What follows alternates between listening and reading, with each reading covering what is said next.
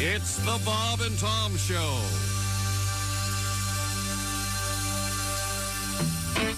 Daytona 500. Ooh. Hey there, Mr. Ampersand. What's the deal there with your foot? You gotta cast upon it, and you ain't walking good. I was dancing with my own true love when she done a pirouette. Landed hard upon my toe and squashed that sucker flat. 'Cause I'm Daytona 500-pound woman. I'm Daytona 500-pound gal.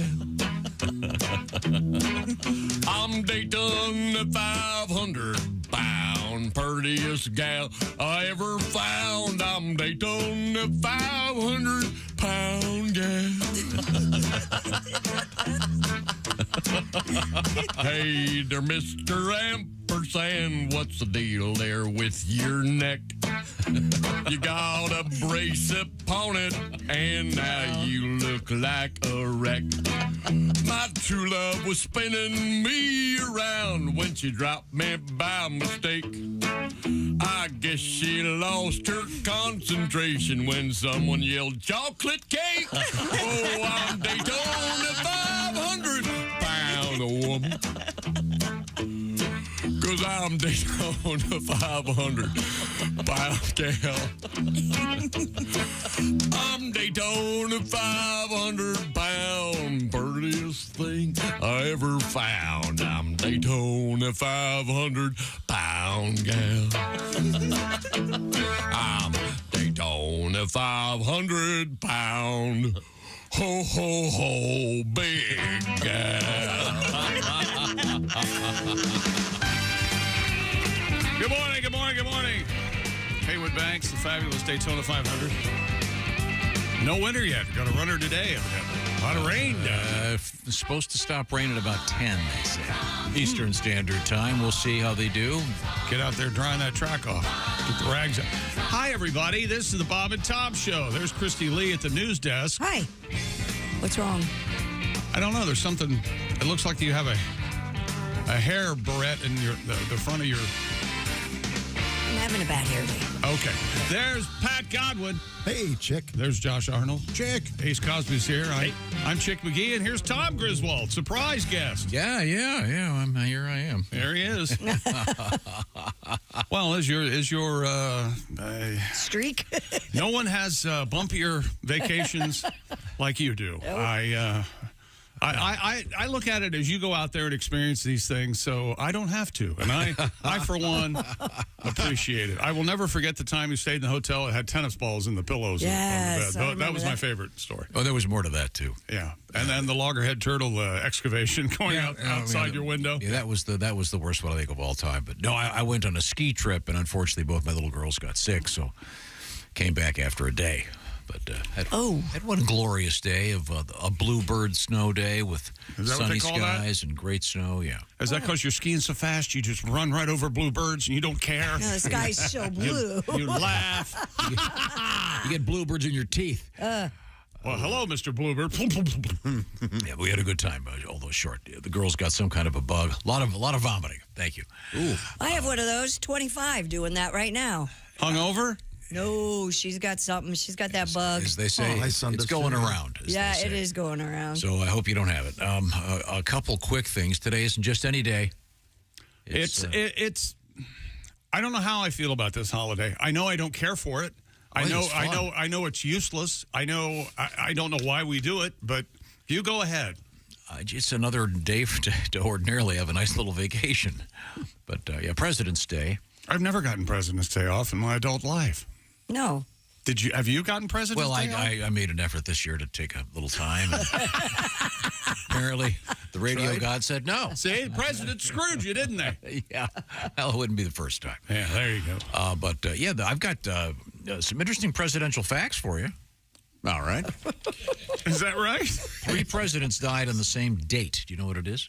July 4th, right? That's right. Yeah. 3 of our presidents died on July 4th. What does that tell you? That's somebody trying to tell us something, Yeah, I something. think. They Independence, don't like to celebrate independence. Either that or apparently. Jesus is British. Okay, how about this one? George Washington's false teeth were not made of wood, Ivory. elephant tusk, walrus tusk, gold, and ivory. Christy is right. Are you sure? Yeah. Yeah. But First- it is funny to say wooden, isn't it? How about this one? Because Martha had splinters in her teeth. Stuff like No. No, Splinters no, in her splinters bush. in and her vag. Yeah, that's right. Yeah. Oh, yeah. God, I miss you guys. Coochie. How about this one? Who was the first president to live in the White House? Wilson. That's right. It was Will Wilson. Wilson. 4 more years. John Adams. I was going to say Adams, darn it. Okay, here's an easy one. Christy, I know you know this one. I doubt it. Yes, you do. Christy Lee, shortest president. Truman. No. Monroe. That was Harry Truman. Madison. James Madison. Josh, James Madison appears on what American currency? Boy. I don't know. The $20,000. $1,000 bill. Yeah, $20,000 bill. The $5,000 bill. Okay. No longer in circulation. Although Right. the way inflation's going, look for it soon. Did they burn those, or are they somewhere in a vault? I think they were used for bank transfers or something. okay. But I think Clooney gets to use them when he does a caper movie. Yeah. now, this sounds crazy, but it's true. One of the presidents would famously skinny dip in the Potomac every morning.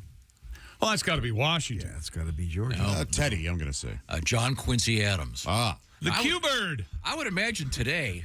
The cue ball. That's what they called him. Cue ball. I could call my daughter who lives in Washington and ask her, but I'm guessing the Potomac's a little chilly this morning. And if the president were to skinny dip, that would be all over everywhere. You know something? He Can should. you imagine? Yeah, somebody's got to bring that back. Yeah, That'd he be should. awesome. Skinny dipping. Yeah. Maybe get Obama to come over and get a couple Republicans over there. Have get George, get W over there. The Obama. skinny dip summit. I would do it, and it's the only time I would talk to the press. I'd come out of that river naked. And any questions? Yep. What do you got? Yeah, I'll answer any question. I'd force people to ask me questions while I was in the nude. This is the coolest. I think this is the weirdest presidential trivia fact of all time. And I want to double check this. So it's cool and weird. Yeah, Martin Van Buren, Big time sideburns. President of the United States, coined the word okay. Wow. I think that's true. How weird. That's some kind of campaign jargon that caught on with everybody. Wow. So now we all say okay, yeah. And I can remember... like Orestes Kefauver or something ran for... And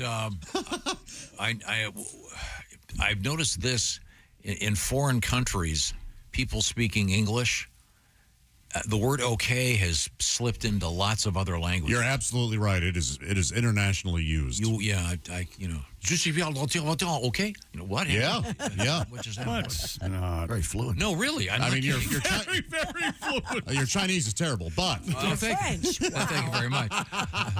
oh, no wonder it was That was terrible. French, yeah. Okay, which president had the most kids? This is a staggering number. Jefferson. Well, no, it's got to be Well, Clinton. now see, It's got to be Clinton or Jefferson. you know something? I'm going to withdraw that one, and we're just going to say we don't know is the answer. No, what's the official? Officially, it's John Tyler, but I think there's probably a And how many? How was that? many? Yeah. 15. Holy cow. One woman? That poor woman's Boy. vagina. I feel bad for Tiffany Tyler. Holy hell! Wow, I was like, hey, it's a vagina, not a clown car. Yeah, baby. come on. This reminds me, and probably Chick only, of an old cartoon. Zachary Taylor's nickname was in part the same as a classic Saturday morning cartoon. Bum bum bum bum bum bum bum bum bum bum bum bum bum bum. I don't know that. He's always rough and ready. I don't remember Rough and Christy. Ready. Rough and ready. You don't remember Rough and Ready? Oh. He was old, The rough only and reason ready. I remember it was used far too often as Name That Tune on the show I work on now, and I said, right. "Oh, it's Rough and Ready again." See, I don't remember that. So No, yeah. Well, he was late a lot. So go ahead. Okay, now this is a good one. I think Ace is going to know this one. Ace, which president is in the Wrestling Hall of Fame? Jesus. Oh, Ford? a fair guess because Ford played for University of Michigan, played football. It's absolutely Abraham Lincoln. Abraham Lincoln. He was a badass. Is in the Wrestling Hall of Fame. He was 3-time WWE SmackDown champion. Yeah. I was actually going to guess Trump because he was wasn't he a guest ref every now and again, and he did stuff with the WWE. That's a fair guess. He may have been the only president to have been body slammed. Didn't McMahon body slam him I or think something? so. Yeah. How many presidents have been on Saturday Night Live? Oh man. Real. I'm going to say, or before or after their presidency. Trump was on. I don't think any in office have ever been on. I do know that every president that's been on SNL, it's been past 1975. Ace, don't. Yeah, if you think about Ace, don't honor that. Yeah, I'm not wrong. No, you're not. Yeah, That's totally I don't correct. know why you guys are mad about facts. Nixon, impossible for him to be on Saturday Night Live. But he was on Laughing. He was on Laughing.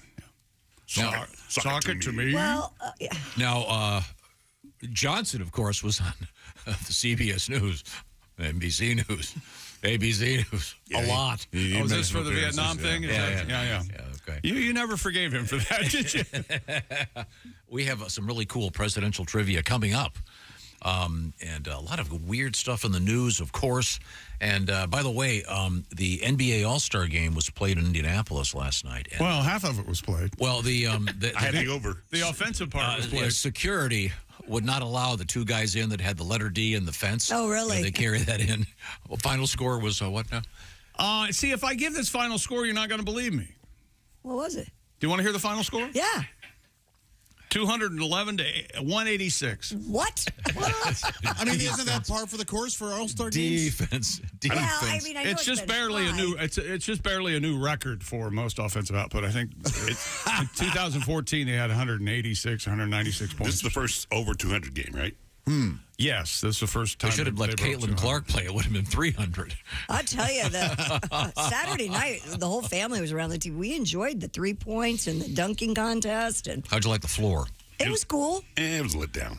It was a letdown? No, you know what it was, and I think it's my age. I found I found the floor distracting. There was all this stuff going on, man. The floor was a giant television. Yeah, there was. Did it? As soon as they wouldn't it perfect affect that- the players? As soon as they perfect that, that's going to be everywhere because they'll be able to put ads on it. Well, sure, but As soon as regulation stops, that thing will become a giant commercial. it just seemed like it would be distracting for the players. Well, when you're getting paid $1 million a game, doesn't really matter how distracted you are, does it? Now, now it's time for another quiz. It's for Christy Lee. Uh-oh, what do I do now? You have something brand new in your house. Well, your husband, and what else? A king-size sleep number bed. You got the new bed, did you? Yeah, I did. No, it's awesome. Now, you by the way, now we can do a real quick lesson. Now, what is your sleep number, a smart bed? What is your sleep number? 35. 35. Okay, that means what? That means I like a softer mattress. No, Andrew, your husband, prefers? A very firm mattress, so he sets his side at 100. So now when he rolls over, does he have to rappel to get down to 100 to 35? I'll explain. It really isn't a matter of distance. It's not like a cliff. Did you do something? Just do some research. Okay, sorry. sorry. I'll talk now. I'll read you. Adjustable firmness, perfected by the folks at the Sleep Number Factory, and they'll get one of those beds for you. And I'll tell you what, I love my Sleep Number bed. I'm on year 19 for my Sleep Number bed. And by the way, just parenthetical to this, great service from the Sleep Number people. Yes. I just want to tell you that. J.D. Power has ranked the Sleep Number Smart Bed #1 in customer satisfaction with mattresses purchased in store. What does that mean? An independent governing body, J.D. Power, has said this is a great mattress. And like I said, rated #1. Check it yourself, jdpower.com/awards. Now, the Sleep Number President's Day sale, of course, is up and running because today's President's Day. This is amazing. A staggering 50% savings in the Sleep Number bed if you get on this today while this sale continues. And also of interest, I should point this out, special financing for a limited period of time. So find your Sleep Number bed, of course, at a Sleep Number store. You find that, of course, by going to sleepnumber.com/BT show. Thank you very much. Now, coming up today, a lot of presidential information. We'll find out about the NBA and the Score Fest that was the All-Star game. And also, coming up in the news, we have a really interesting thing out of Japan involving flashing the mommy parts and above and below. Yeah, both front naughties, or all three of them, depending on how you count. This is the Bob and Tom Show. This is Reno Collier, and you're listening to Bob and Tom Radio. Hey, thanks so much for tuning in this morning.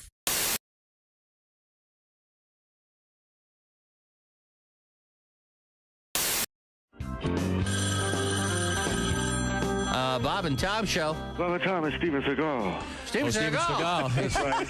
Hey, Steven, how did you make your living, Steven? You know, I made my living in the movie. Oh, okay. Yeah. For the last 20 years, I've been a cop. Uh-huh.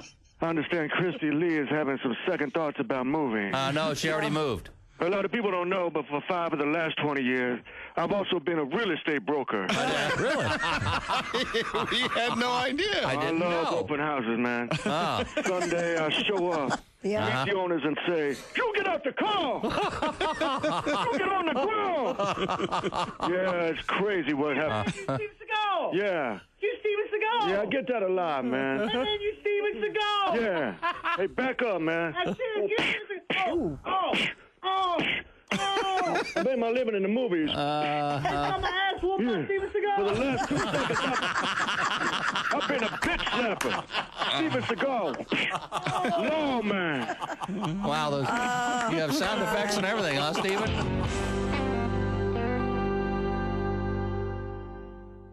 The airport has got like magical powers. The airport's the only place where like you could be on the floor eating a salad.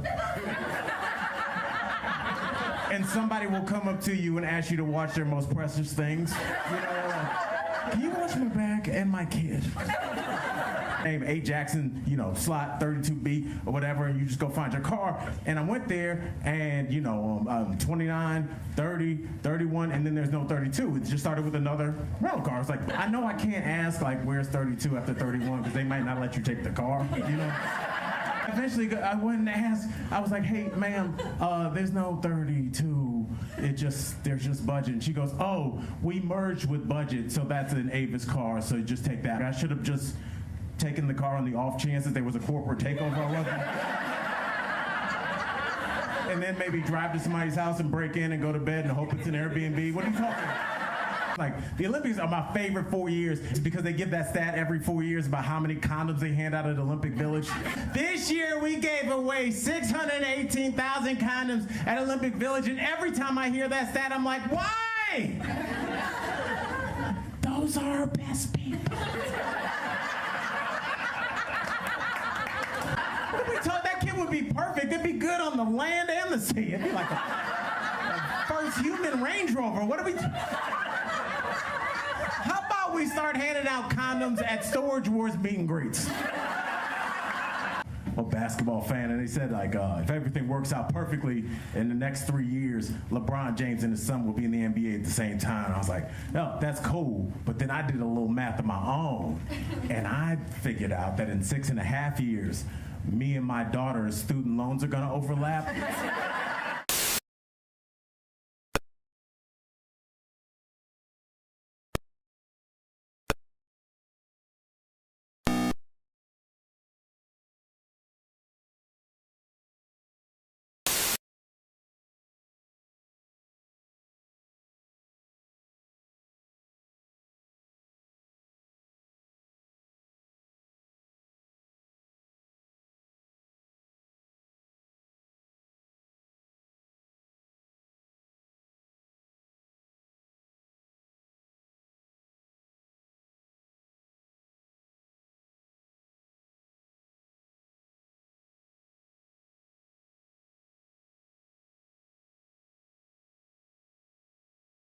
You know you're too high when you're eating cereal naked and your girlfriend tells you to put some clothes on. You realize it's not your girlfriend, it's just a woman on a bus. That's how you know you're too high. Well, you know how high school sports teams always end the season with a banquet? Yeah. I think they should have done that with World War II. So here it is, the World War II victory celebration. Okay. Thank you. I hope everyone enjoyed dinner. Sorry the sushi was accidentally cooked. It's from Nagasaki. Hilarious. Hey, we told the Japanese they didn't need to bring anything, but apparently they wanted to surprise us. Again. I don't get it, France. How could you be that unprepared for the Germans? I knew they were up to no good when even during World War I, they were calling it World War I. Joining us in the studio, comedian Frank Caliendo. Some dude is on Bob and Tom doing your freaking voice, Jim. Maybe you are not listening right now. Make it stop, Van Smack. I'm hearing echoes again, Van Smack. Make it stop, Jim. Well, maybe that Grand Canyon that you have between your ears. That did not suck. Not unlike Alf, you just cracked yourself up. Look out, because you're going to be eating a cat in about 5 minutes. We're making more echoes of freaking Lou Gehrig, Jim. What a great speech that was. Lou Gehrig. No one has ever topped that speech. The luckiest freaking man on the face of the world. He truly was. He did not suck. No, he did not suck. And that day was the luckiest day for him. Rack him. Hey, this is Henry Phillips, and you're listening to Bob and Tom Radio.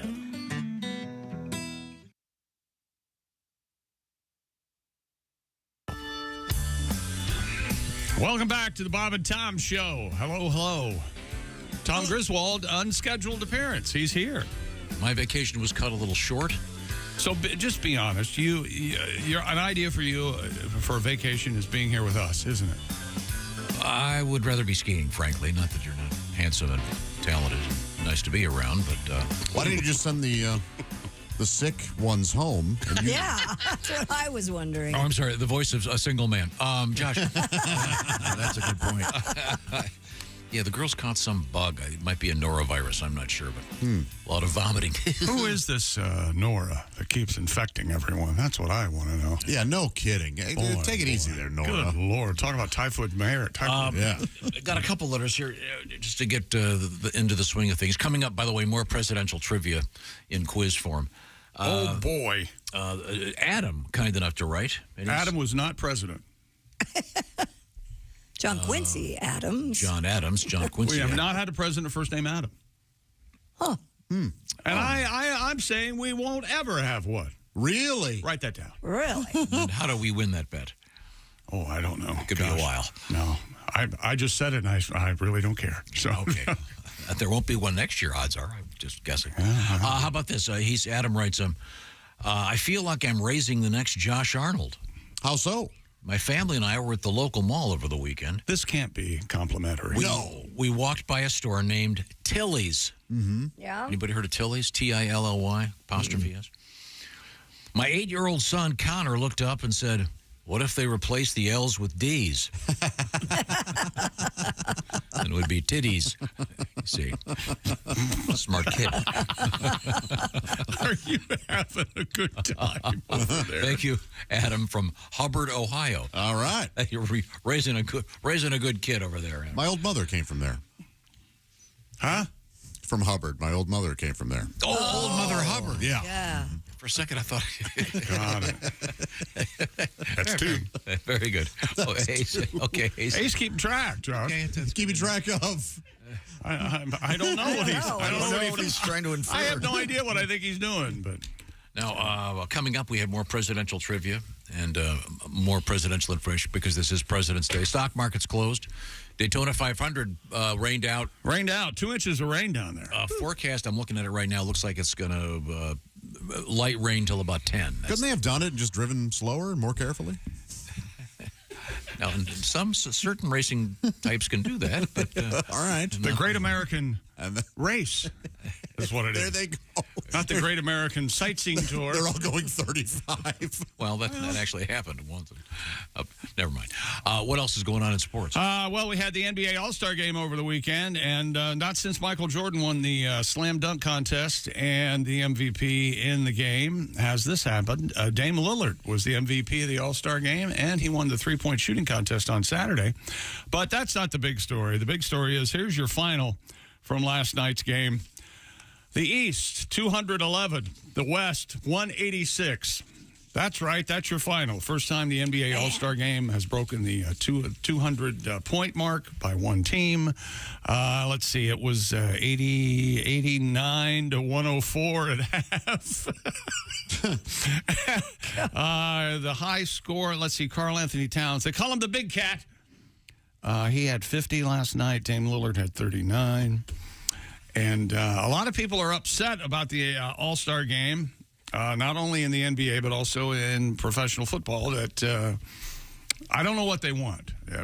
Competitive, actual, an interesting game. It's a exhibition game. It's fun. That's what I like it for. I like to see Steph Curry laughing with Nikola Jokic on the court or whatever. That's what people tune in for. I could care less if, they're really not running that pick and roll very well. I don't know about that. What the hell's that going on? It's supposed to be fun. It's a fun thing. And they're not a team. They're I mean, they don't practice together. And some guy, his opinion, well, I am sick and tired of trying to watch these games where everyone's concerned about injuries. Well, it's... Well, of course they are. Well, I ruptured my kneecap during the All-Star game.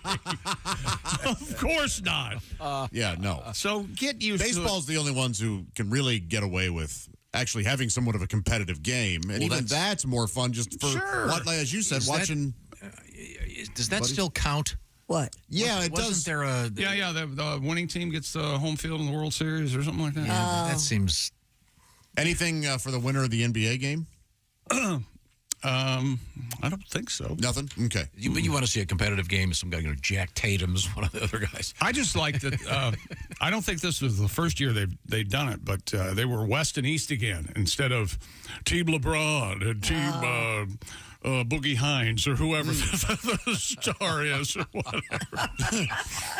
Boogie had a great year. I'm surprised they're not Team Nike. And well, there's that. Yeah, that'll be soon. The money angle, huh? Aren't the refs going to be sponsored soon? Did I hear that in the NBA or the NFL or something? Like they'll have logos? Yes. I don't know. Why not? Somebody's got to keep them in line. I heard that over the weekend. The lens crafters. I mean, Foot Locker's right there, aren't they? That's. Oh yeah, they've already got it. Yeah, lens crafter. Hear what Tom said? Implying the referees are blind. They did it at the All-Star game, actually. They had patches for Emeritus Airlines. Is that it? Emeritus Airlines patch? Yeah, over the NBA logo. I'm nowhere near Augusta to fly Emeritus Airlines. I don't know what that's. Emirates? It's Emirates. I'm sorry. Oh, sure. Yeah. Yeah, doesn't emeritus mean you're like retired? Yes. Yeah, I was like, what kind of... retired Emeritus Airlines, the pilots, for the most part.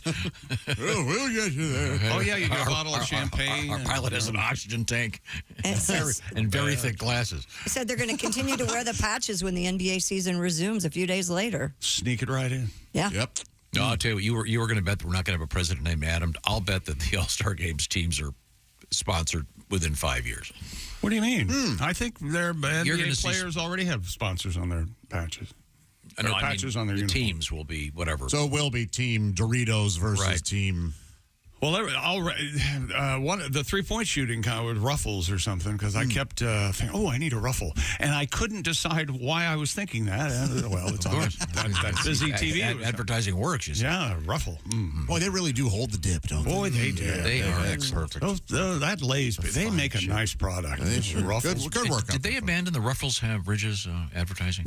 No, they don't. I know they don't use it anymore, but I think abandoned. Bridges. Oh, I love that. Harsh. They're very tasty. Now you're making me hungry. Good crunch to them. Salty. Good work, Ruffles. You know, Tom salts his potato chips. He denies it, but do whatever you got to do. I've seen him do it. Enjoy yourself. Now I use a no-salt product. I'm sure you do. I think instead of sodium chloride, I believe it's nitrochloride or something. It's very healthy. What do you want? Yeah. Let's see. Heart disease or cancer? You choose. Speaking it's all up for grabs, people. We're doing good. LeBron James says he still wants to participate in the Paris Olympics this summer. What do you think of that? It's cool. He might... Basketball, or is he going to do the breakdance? He's going to be breaking. How about that? Wouldn't that be funny? He's worried about his left ankle, though, but he says he'd love to go. Well, we all are. I'll go to who isn't? That'd be cool. Act accordingly. Your left knee, your right knee, your weenie. I'm the one that thinks that those the medals are super cool because they're going to have part of the Eiffel Tower. Yes, and you need to shut up about it. It's artistic. And We're not even close to the Olympics. I'm already tired of hearing about there's a piece of the Eiffel Tower. And have you seen there's a bas relief of an athlete lighting the Olympic torch with a cigarette? Isn't that lovely? Galois. Is that the one? I forget it. I thought the odor lines they put in were a little harsh. What is that song that the ugliest woman in the world sang on Mad Men? That was Don Draper's. The French song? Zooby. Oh, with her and her teeth. Man. Lovely young lady. Very attractive. Eat an apple through a picket fence. You never know what gets to you. Very pretty. Oh, yeah. Somebody like teeth. That's all I'm saying. Hey, Matthew Weiner, you got a teeth fetish, huh? I know you do. Okay, now time for why can't we have Zooby Zooby Zoo as the theme for our Olympics updates this year? That's a good idea. Thank you, Pat. No, it's not. There's a copyright issue. It never was. Son of How about Alouette, Gentil Alouette? How about that one? That's got to be a domain. That one we can probably get. That's a domain, baby. Yep. We're still on YouTube, baby. And we'll have the old Mickey Mouse as our logo. Yes. Singing that song for the Paris Willie. Olympics. Steamboat Willie. Did you ever wonder what the lyrics to that mean? Alouette? We learned it in elementary school. Does it mean like I've got a big hat? Something like that. It'd be like my chapeau. Jante Plumeray is like, yeah. Okay. Plumage and a hat. It'd be funny if it was something really filthy. I thought it was a French teachers had no idea. What do you mean?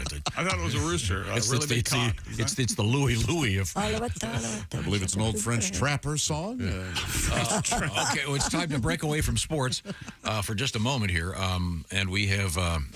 Time now for great moments in presidential history. As school children, we were all told interesting facts about George Washington's wooden teeth, Abe Lincoln's log cabin, and JFK's heroic efforts in the war. But here are some facts that aren't taught in school today. Did you know Calvin Coolidge arrived at his inauguration in a translucent egg carried on the shoulders of 4 shirtless dancing Secret Service agents? Did not know that. And after leaving office, Gerald Ford spent 3 years following the Grateful Dead on tour. To this day, many deadheads claim that he manufactured some of the best blotter acid of the 78 summer tour. Did you know that Franklin Pierce once killed a carny with a corn dog stick? Or that Andrew Jackson was named Old Hickory because of his prosthetic wooden penis? This has been great moments in presidential history. There you go. Alouette is a lark. I will pluck a feather from your head. I thought it was a lark or a rooster or a lark. A hen or a cock or something. Lark, gentle lark, I will pluck your feathers. I will pluck a feather from your head and your head, lark. And that's I will translation. pluck your feathers so hard. That's animal abuse. I thought there was a guy named Johnny Alouette. No, it's Alouette. Jante is hello there. And Jante. Jante, that's what Marty Allen screams in Paris. Hello there. Jante. It's the same thing. Gentil is gentle. Hello there. I was very close. Yeah, you were. Okay, well, cool. Well, that's very nice. We'll look forward to the Paris Olympics. That'd be cool if LeBron played. One of the greatest athletes ever. That'd be great. He's very tall. He's a large among man. many other things. Got big hands. Yeah. Often bearded. Often, yeah. Sweaty. Yeah, he'll get sweaty. From Akron. Akron's ASVM.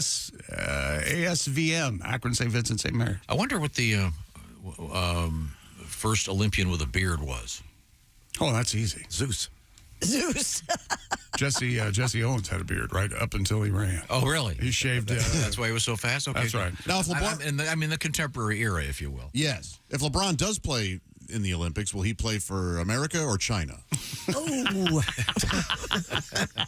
Has he said yet? He has not declared yet. Okay. All right. And yesterday, Tom, guess what yesterday was? You're going to be real mad. This is the only reason I'm doing it. Yesterday was Juice Newton's birthday. Yes, sir. Find that out. Somebody sent me an email, and I'll be forever grateful. Her singing doesn't get hard on me. What are you talking about? Is this Joker? Is this the worst, most popular song ever? No, not even close. You're saying? Not even close. I got to go top 5. It was everywhere, and this is the song. It's awful, but it's not the worst. Man, I hope Queen of Hearts comes on. There it is. It brings me legitimate joy. Very perky little song. Yeah. No kidding. Pretty perky. You both are A nice not lesson. well. The Joker ain't the only fool. No. And this Pops through almost your radio. as equally successful.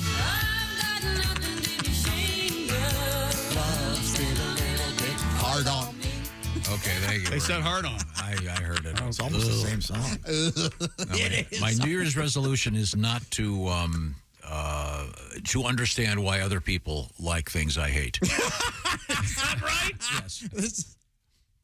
Well, it's okay if you like that. I wish you well. You have my permission. You're a lesser person, but you have my permission. And we played, and Friday when you were really gone, feel. we laughed real hard and played this a lot. Dick Divine Pussinjack. And your son couldn't believe it.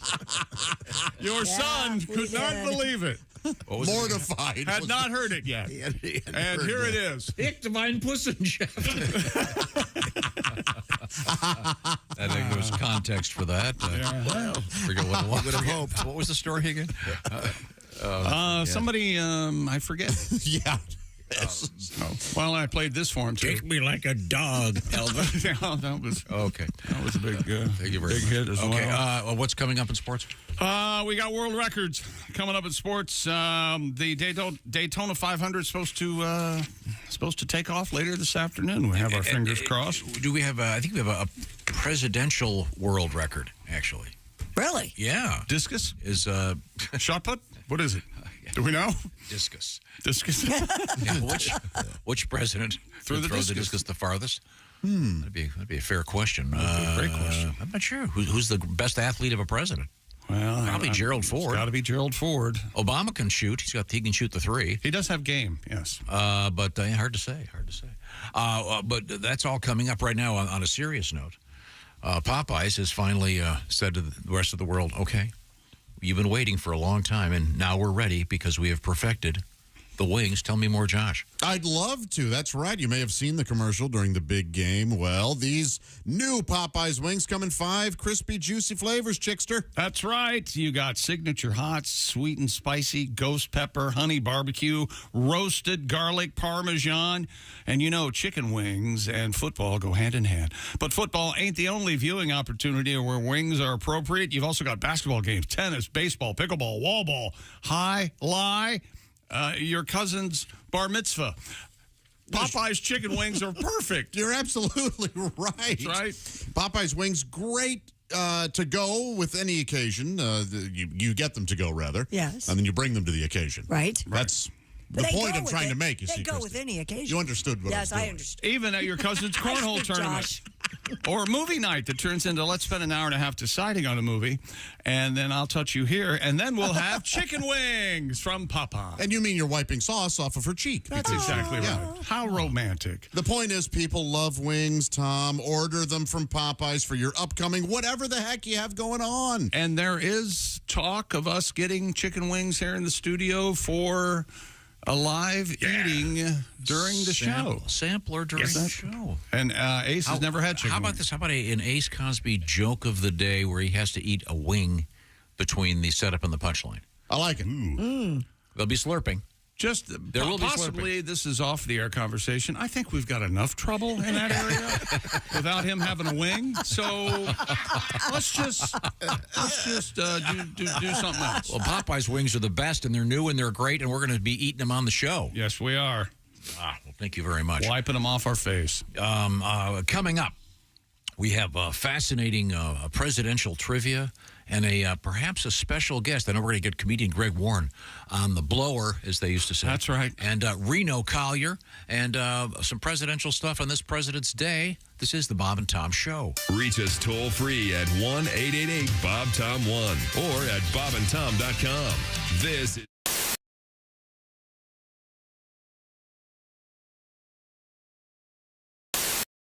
You're listening to World Champion Radio with Judah Friedlander, the world champion. Next caller, you're on. Hey, man, it's Donnie Baker. Is this Judah? Yeah, I just said it's Judah, the world champion. What's up, Donnie? I'm a big fan of yours. I've read your book. I still got your posters. Hey, I just want basically your blessing or certification. You probably know, I've called you before, my progress in the martial arts, the fact remains I'm ready to be a world champion. Now, I've had, 2 off-duty reserve cops say I've got the goods, but since I've been on probation, Judas, I've basically struggled getting certified, and I wanted basically your blessing. And you're not my official sensei, but the fact remains, I basically think I've got to interrupt you first. Donnie, I've got to interrupt you for a second. I can tell you're already a little scared talking to me by the speed of your voice, okay? If you want to get better at karate, you're going to have to get better vocal tone, okay? The voice that you're using right now and the speed at which you're talking is telling me that you're scared. Well, I understand that. That's because I see you're stuttering now. You're stuttering now. Verbs good. Listen, the fact remains, I can scissor kick a hornet's nest now and destroy the whole colony without hurting the queen. I mean, well, that's good. I mean, my book taught you that, so that's good. I mean, you've obviously studied my book, and that's a good start. And I know I'm basically. And you don't know this, and I've not told you this before, and I don't want your sympathy, and I'm not a cripple, but I have had Tommy John surgery on both knees, and Okay, I'm sorry. I've actually never had surgery. I've never needed it, so I can't relate to your problem. No offense. But no, I'm not offended. But see, I ain't lucky like you. Your name's Judah. You were born for this. If my name was Taekwondo Baker, I'd have the same luck. But you've kind of had a golden spoon in the martial arts. No offense, but Judah, Freelanders, duh. No wonder why you're so good at it. I mean, again, if I've studied switchblades. I've had to work my way up. Yeah, well, see, that's one of your problems right there is you started your training using weapons, okay? And if you want to be a really good fighter, you have to learn to fight without weapons. So I need you to get rid of all your weapons, all your switchblades, all your butter knives, okay? And start from the beginning. You got to use your body. I'll take your advice, but see, this is hard. I mean, I've always been, you're talking. Hey, I'm not saying it's easy. Becoming the world champ's not easy, Donnie. Okay. I know, Jude. Well, listen, can I call you back when things get better? Yeah, I hope things do get better for you. How many sit-ups are you going to do today? You know what? I'm on break now. We're not supposed to do any calisthenics or nothing like that on break. How many push-ups are you going to do today? Made me drop my shorts and turn a cough to check me for asthma, and my test results came back short. Listen, I'll call you back when I'm off break. All right, that sounds good. I actually have to do some push-ups and sit-ups at the same time right now. So keep training, okay? You're the best, man. Keep rocking. Stay tough. I got to go. You know it. Okay, Donnie. Okay, that was Donnie, everybody. We wish him well. He's trying. He's read my book. I think he needs to reread it. Hey, it's Josh Arnold with a food recommendation for you. Gardner's Wisconsin cheese, their famous oven-baked cheese. It arrives pre-baked. You just heat it and eat it, grill it, skillet, or air fry it. Check out their new oven-baked cheese flavor, jalapeno. Ooey, gooey, spicy cheese. It's sure to tickle your taste buds with real jalapeno flavor and heat. Perfect for game day parties or any time. Excuse me, are you serious with this? I mean, why are you doing this? Me, the real me is right here. I could easily be doing this. We don't need you, man. Look, there's only room for one of us. That's Gardner's Wisconsin cheese, jalapeno flavored oven baked cheese. It's now available in Gardner's oven baked bundle package. So try all the great flavors. Receive free cold pack shipping and free cheese curds when you spend $59 or more at Gardner'sWisconsinCheese.com. Click the link below and tell them your pal Josh, me, the real Josh, from the Bob and Tom Show sent you.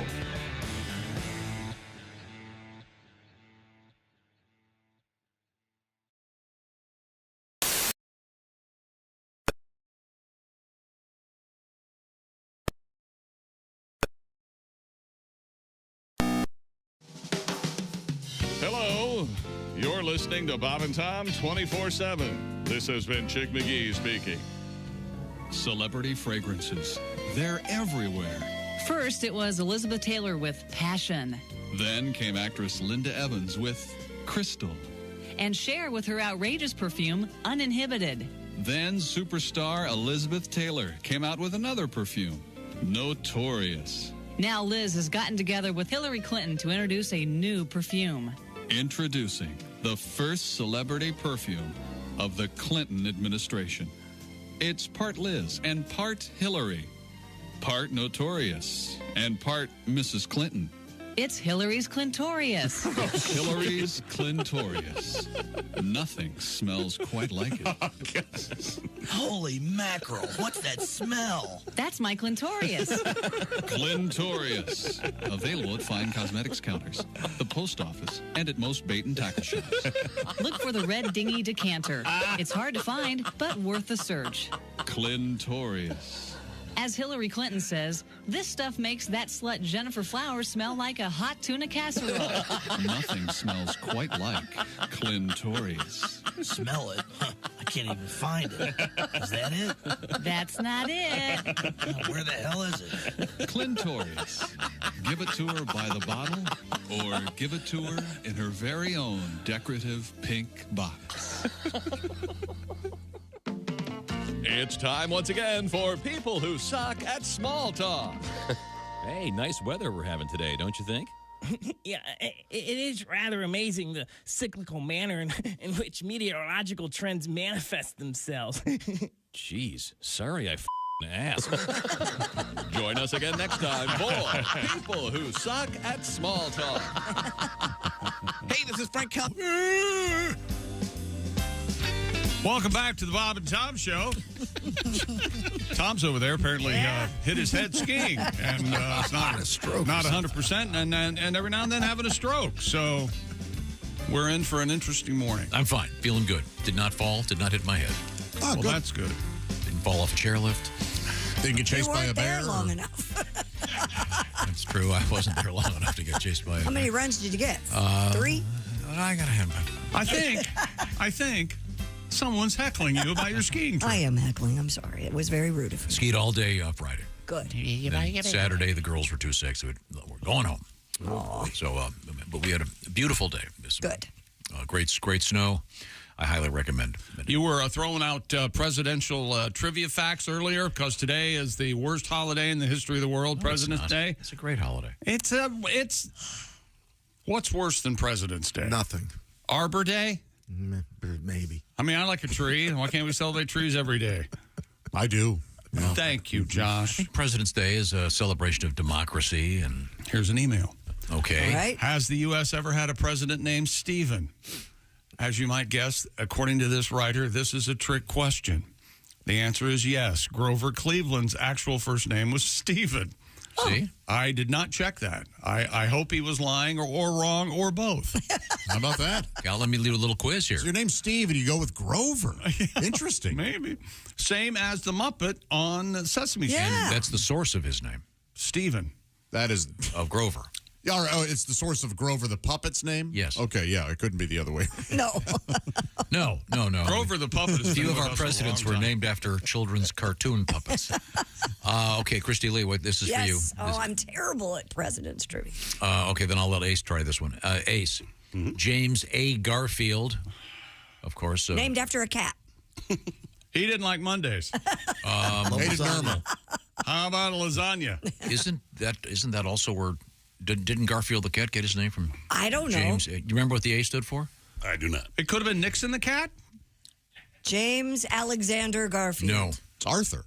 No, Arthur? I know because he won't ever shut up about it. And Aloysius. I'm surprised he's saying James Aaron. A. Garfield. He says... James Abram Garfield. Every time he says... I like Abram. Abram. Abram. Which, How that's do you not a spell name. Abram? Is that a name? It's Yeah, missing some letters. Yeah, it's Abraham, isn't it? Yes. It's Abram. That's a mess up at Somebody- Ellis Island. His name was Abraham. I think that, and I frankly doubt if it was at Ellis Island, but I think that the flexibility in spelling of names now is... You can't be president if you're from Ellis. Never mind. Kill it. I'm just too smart for the room. You are. You are. It's Okay. Which president had a dog named after his wife? Which president had a dog named after his wife? I don't know. Lyndon Baines Johnson had a purebred Georgia bloodhound, and he named her Ladybird. That's not exactly a compliment. No, it's not. Isn't Ladybird the name of the dog in King of the Hill? And it's a bloodhound? Is Something like that? Yeah, there's some cartoon. But I didn't know Lyndon did it. Yeah. Jeez. Yeah, how about this one? Grover Cleveland was the first and only president to actually have his marriage ceremony in the White House. Oh. Interesting. That is interesting. Now, several... Was it a shotgun wedding type thing? I'm not sure. He got somebody pregnant? Oh, yes. Yeah. This is a good one. Benjamin Harrison would not touch light switches because he was concerned that he would be electrocuted. Well... That probably made a lot of sense. Right, in the bathtub and you die. Yeah. Either that or it's of the devil. William McKinley was the first president to have mass-produced campaign buttons. And now this is an easy one. I'll give this to you, Christy. All right. Which president was shot giving a speech but finished the speech? I don't know. The toughest president. What do you think of when you think tough? Tough. Outdoorsman. Or rough, if you will. Yeah, there you go. Rough. There good hint. Rough and ready. Theodore Roosevelt. Okay. John F. Kennedy, not able to do that. No. And he wasn't even giving a speech. He was just sitting in the back of a car. Fourscore. And... Ouch. Well, in Kennedy's defense, he did finish the ride. It had a different There are many reasons I'm glad that we weren't on the air November 23rd, 1963, because that'd be a long time to be in this room. Yeah. Okay, what president married his fifth cousin once removed? Well, I mean, that's barely even... Well, it's That's still... barely even a relative. You may be shocked to know this. It is Joe Biden. No. Just starting rumors. Franklin Roosevelt. Yeah. You know what the D stood for? Delano. Delano. Very good. Franklin Roosevelt and his wife Eleanor were fifth cousins once removed, whatever that means. Well, they never had sex, so it's okay. How about that Eleanor Roosevelt, huh? Yeah, boy, that was Top five. What a hitter. Top five most attractive. She was a handsome woman in her He day. was doing her a favor. The cool thing was she didn't have to get walk by the dentist, huh? Jeez. after they got married. She didn't have to get a new driver's license. No. Because her name was already Roosevelt. Yeah. See, yeah, we got it. Very convenient. She would have been Eleanor Roosevelt. I think should have legally done she it. was. Yeah. Chick said she never even walked by a dentist. Again, come on. What does the S stand for? Ace and Harry S. Truman. I do not know. It doesn't stand for anything, right? Correct. Nothing. What? Wasn't there a rumor that it was like Stalin or something? His parents gave him the middle initial S as a tribute to his relatives whose names all started with an S. That's it, though. No. That's kind of cool. I'm wrong with that. All right. It's not the worst middle name for a president. No. Hussein has to be up there. Yeah. Whoops. Sirhan. That'd be rough. This is interesting. Which president funded his first political campaign with money he made playing poker in the Navy? Which president was in the Navy? So does this... A lot of them. Oh. Is this Kennedy in the Navy? No. Kennedy was in the Navy, yes. That's what the book says anyway. PT 109. Yep. No, the answer is Richard Nixon. Ah. And he and Kennedy were pretty good friends. Nixon played poker. Nixon was a very bright man, in spite of whatever you might think of him. Well, sure, but very smart guy. Poker's interesting, though. Yeah, I would think that you would like Richard Nixon. Of all the presidents, I think you would be a part of his cabinet. I don't think so, but a wormy little...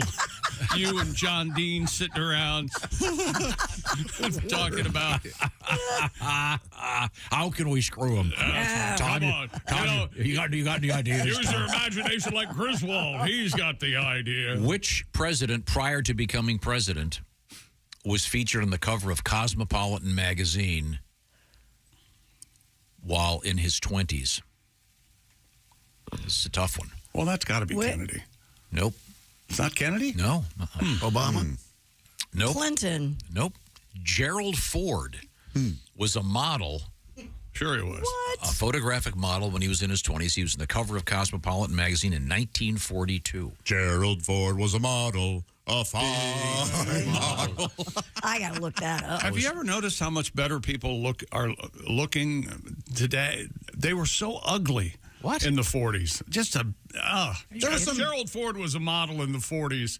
That was a from a handsome guy sea as a of young ugly people. No, he wasn't. I don't know. You Oh my gosh. You look at Turner Classic, sometimes you turn that on, you're like, these people were hot. I don't. And then, but yeah. No, Rosemary Clooney. That's it. Okay, well, begins and ends with Rosemary. More presidential trivia coming up on Everybody this President's else. Day. And did you find Gerald Ford? He's in his little Navy suit, whatever, uniform. That's a drawing. I'm just telling you. Okay, we're coming right back. This is the Bob and Tom Show. Add to or continue the conversation. Check out the Bob and Tom Show on Facebook. Get the link at bobandtom.com.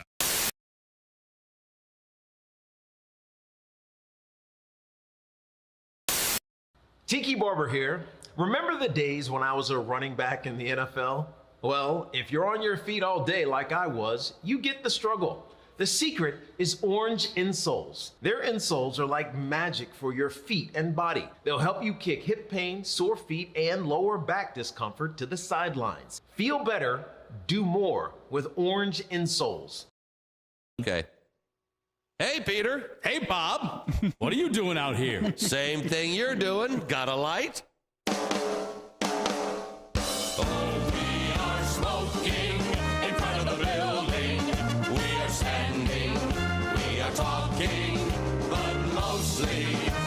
Smoking, we are smoking in front of the building. Oh, we are smoking in front of the building. We are puffing, we are gagging, we are happy because we're smoking. We are smoking in front of the building.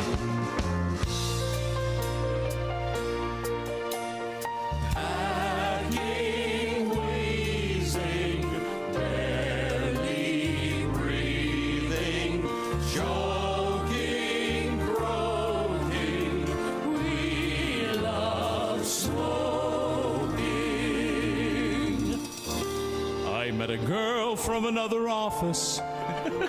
She's a smoker, just like me.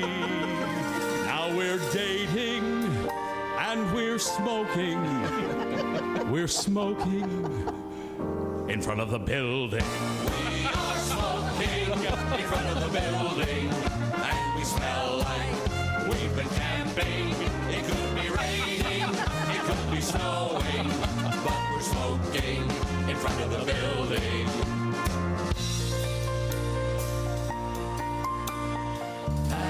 Hacking, wheezing, barely breathing, choking, croaking. We love smoking. I never was a smoker until I looked outside. They were smoking while I was working. So now I'm smoking in front of the building. We are smoking in front of the building, and the ashtrays are overflowing. We are smoking instead of working. We are smoking in front of the building. We are smoking in front of the building. We are standing, we are talking, but mostly we are smoking.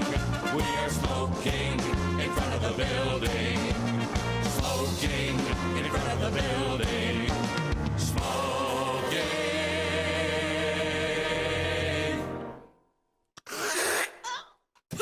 Oh, God. In front of the building. Beautifully done. Where was the end? Screw it. Bravo.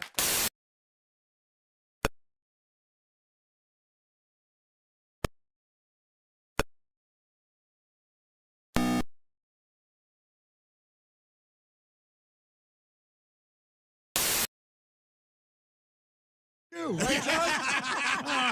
Oh, yeah. Hit me, 1927. Hit me again. Keep hitting me. Bob and Tom in the morning and highlights all day long. The Bob and Tom Show, weekday mornings at 6 a.m. Eastern on Bob and Tom 24/7. Essential Morning Radio. All day and all night. You might as well shoot me when the beer runs out. Bob and Tom Radio. It's the most talked about show on television, The Bachelorette, where 25 eligible bachelors try to win the hand of one single woman. And now, Bob and Tom Television brings you a new twist on this hit show. She's 30 and single. She's... What the hell do you mean by that? Oh, nothing. Meet Linda Jackson. Now, here come the fellas. Say hello to Todd Williams. Hi, Linda. I'm really pleased to... Yeah. Next. And here's our next eligible guy. Say hello to... Hold it. Are you really going to say each time, say hello to Dick Ding Dong or whatever? Jesus. Okay. Here he is, Jerry Peterson.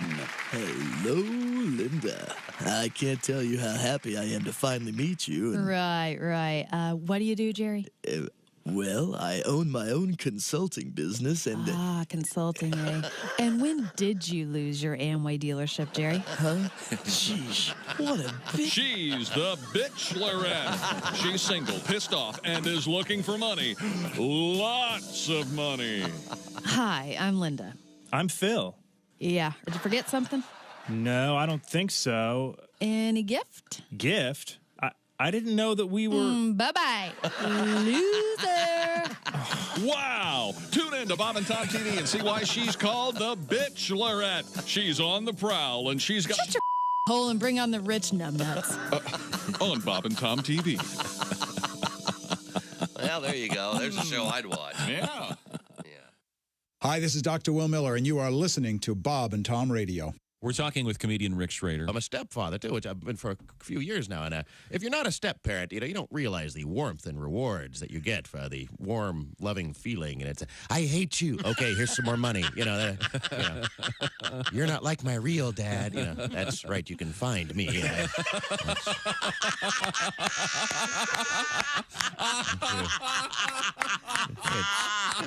Track down your real deadbeat dad and have him pay for these Barbie accessories. Are the stars out tonight? I don't care if it's cloudy or bright, 'cause I'm blind. Jeez. Essential Morning Radio. All day and all night. This is Bob and Tom. Out there. Hey, welcome back to the Bob and Tom Show. Christy Lee at the news desk. Hello. Pat Godwin in the performance room. Hey, chick. Hey, man, how about a song out of Pat this year? How about that, Tom? Do you have a presidential song? I think I only have the one that's Mom's Little Secret about JFK. Oh, that's a good one. We have a JFK story coming up. There's Josh Arnold. Hello. Ace Cosby's here. I'm Chick McGee, and Tom is unexpectedly back. Yeah, I had to cut my vacation a little short, but do you want to do your JFK story to set this up? What is it again? Yes, John F. Kennedy's Harvard sweater was sold for more than $85,000, according to the Boston-based RR Auction Company. The sweater is made of crimson wool and has a large block letter H knitted in the left side. A small label sewn into the collar, reads Kennedy. Bobby Livingston, executive VP at RR Auction, reported it's a magnificent personal piece representing Kennedy's beloved university. The sweater had been given to Herman Lang, a cameraman who interviewed Jackie Kennedy in May of 1964. I don't have any money for a tip. Why don't we give him a sweater? There you go. Shut your mouth. Is that Jackie? I don't That's know who Jackie? that is, to be quite honest. Jackie gave him the sweater. In May of 64. Oh, so she slept with this guy, right? Well, we don't know. Okay. No, I think it's He was offered the sweater because of the... he was filming an interview with her. And it was cold, and Mrs. Kennedy They slept together. just told And him to she's, keep it. Now, would you rather have that sweater or one from Jackie O? Me? Yeah. I'd rather have one from Jackie O. She had nice clothes. That was my favorite breakfast cereal as a kid. Jackie O's? Jackie O's in the pink box. Yes, yeah. What did you say on Friday that you said, I miss Tom, he would have laughed at that? Remember that? I do. What it was? You'll remember it. Okay. Yeah. What was it? It was some awful pun. It was something like Jackie O's in the pink box, I think. Right. Something like that. I wish you had that pillbox hat. That was I needed you. What a dumb look that was. What kind of What protection? do you want her to wear? A backwards ball cap? What do you want her? I mean, what about nurses' caps? The same kind of thing, right? Back in the day, they don't really. Old Flo Nightingale. They're inside. What about nuns with the big wings? Inside makes it even more stupid to wear a hat. No, she's outside wearing a hat that gives you no sun protection. It was fashion. Obviously, It was fashion, Tom. well, fashion can be dumb. I give you today's world of haircuts. Oh, God. Here we go. Hitler, you. Okay. All right. I wonder if- Pat, you have a song? Well, no, wait, just a second now. What's interesting about this is this was a sweater that John F. Kennedy had worn. How much did it go for, did you say? $85,266 to be precise. That's crazy. Can you imagine how much DNA is on that sweater? Not Kennedy's. I'm just, saying that. Man has to wipe his hands off. So it is Kennedy's. No, he's doing some prep work. Oh, my gosh. I see what you're saying. And you have a song about JFK? Here's a song about my mom's involvement in the government back in the early 60s. She raised me right, made me apple pie. When I went off to camp, there was a tear in her eye. Thought I knew my mother well, but I don't know her at all.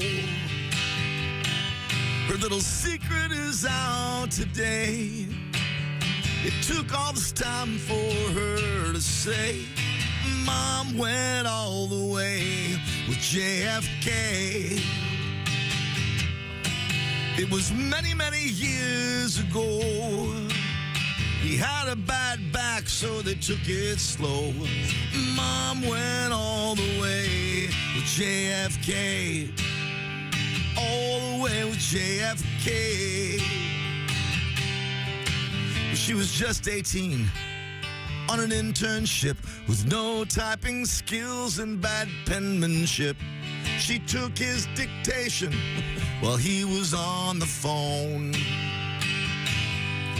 She said, hey, ask not what your country can do, but he asked me, and now there's you. Mom went all the way. At least it wasn't LBJ. Mom went all the way with JFK. And Uncle Bobby later that same day. Half of the CIA. Some say MLK. All the way with JF. All the way with JFK. Oh, she had enjoyed herself, it sounds like. Sounds like it. You ever played that one for your mom? Oh, yeah. What'd she think? She got a kick out of it. She cries wistfully. Yeah. A tear in her eye. You don't really look much like him, though. I like that song, Pat. Thank you very much. As we continue our presidential tributes today, I understand we're going to have a special guest contributor coming up on this topic. Is that right? Yeah. What president, Josh Arnold? Yes, sir. Which president loved wearing colorful, fancy socks? That would be George H.W. Bush. That's correct. The older George Bush was a sock guy, he used to call himself. I'm a sock guy. What? Anything? I'm not even close. What president was the head cheerleader at his high school?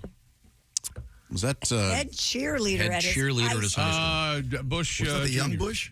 The elder, the younger. Younger Bush. Yeah, Mr. Bush. What president collects comic books? Which one? Obama. Correct. Oh, he does? Yes. That's interesting. Yeah. Now this is one I love. Which president filed an official UFO sighting prior to being president, but only a couple years prior? Was it Ford? No. Eisenhower. Nope. Who flies? Do we have any? Al Haig. Well, Al Mr. Haig. Haig was not president, although he declared himself in charge at one point. I know Jimmy Carter. Carter filed a... He just hit a year of being in hospital. That's sad. Yeah. By many considered to be the greatest had the greatest career as an ex-president. Did some good work. Yeah, he did. Considered by many to be a great humanitarian. So certainly. But yeah, it's kind of rough he's been there. This is a super easy one. Christy, since you're doing so well. Oh, God. The president that had the 720 bags per month of what delivered to the White House? Which president and what were they? China White? Was it China White? 720 bags. Going. Yeah. Yes, he was rocking the skag. Yes. No.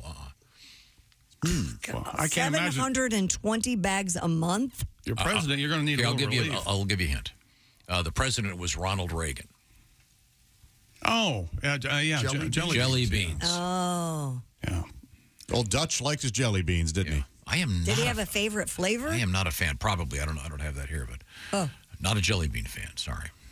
Isn't there a game you play with a jelly bean, like Russian roulette or something? Yeah, because they have some nasty flavors. Yes, right. We did that in here once. Bean boozled. Ugh. Right. Oh, that's right. On like every 20th one is turd flavored. It's real gross. Yeah. Okay. All right. They're pretty accurate. Yeah. I remember we had those. Frighteningly accurate. This is interesting. Which president was the first one to have a phone at the White House? Ford. You mean like a cell phone? Ford. Thank you, Pat. Why don't you? None of the other presidents wants a phone in their house. Okay, they didn't. They don't like them. Rutherford B. Hayes.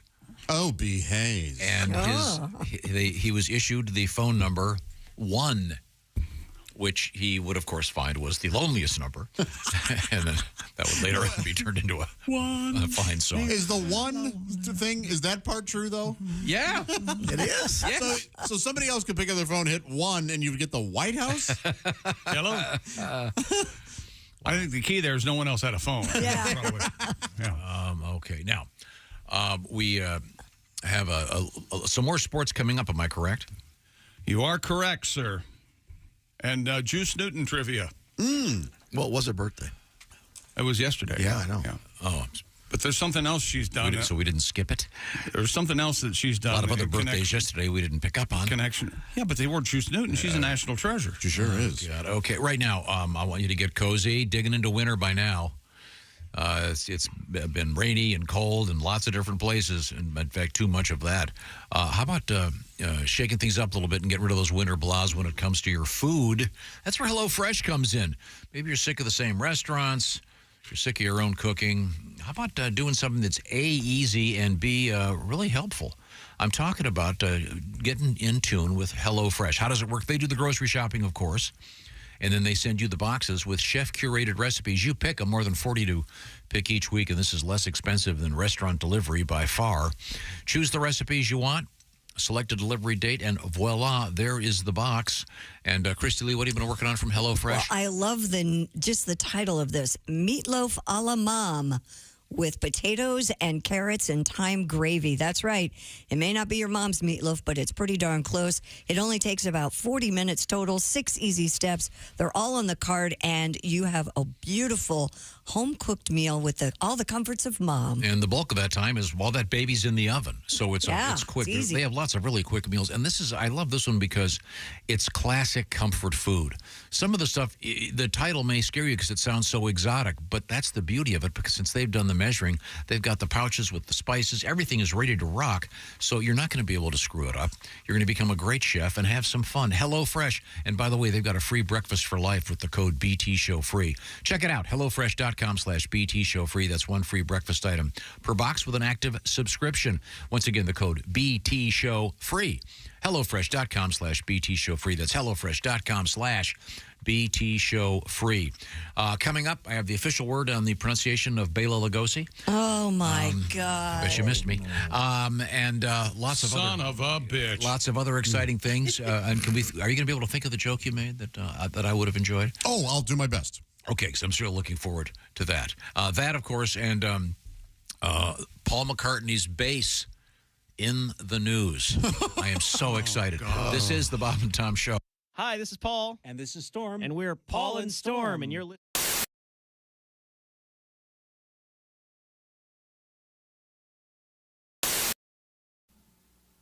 Screen Door Productions presents A Day at Fergler's Hardware.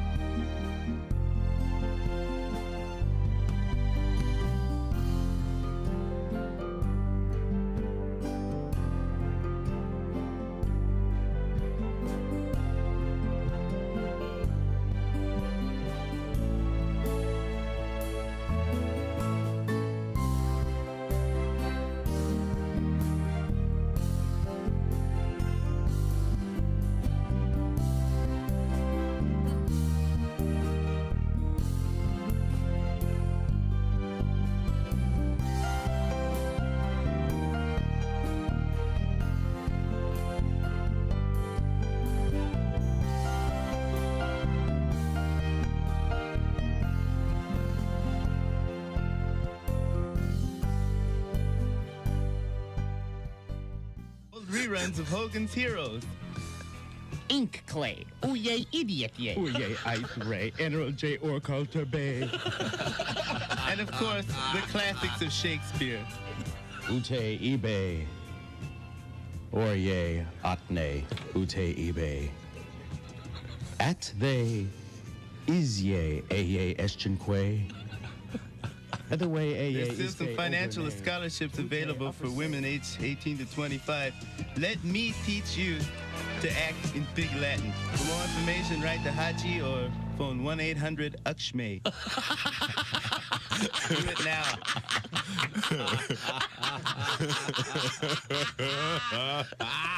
Hi, this is Mike McRae, and you're listening to Bob and Tom Radio. Lowell Sanders is here with us. I'm on the road.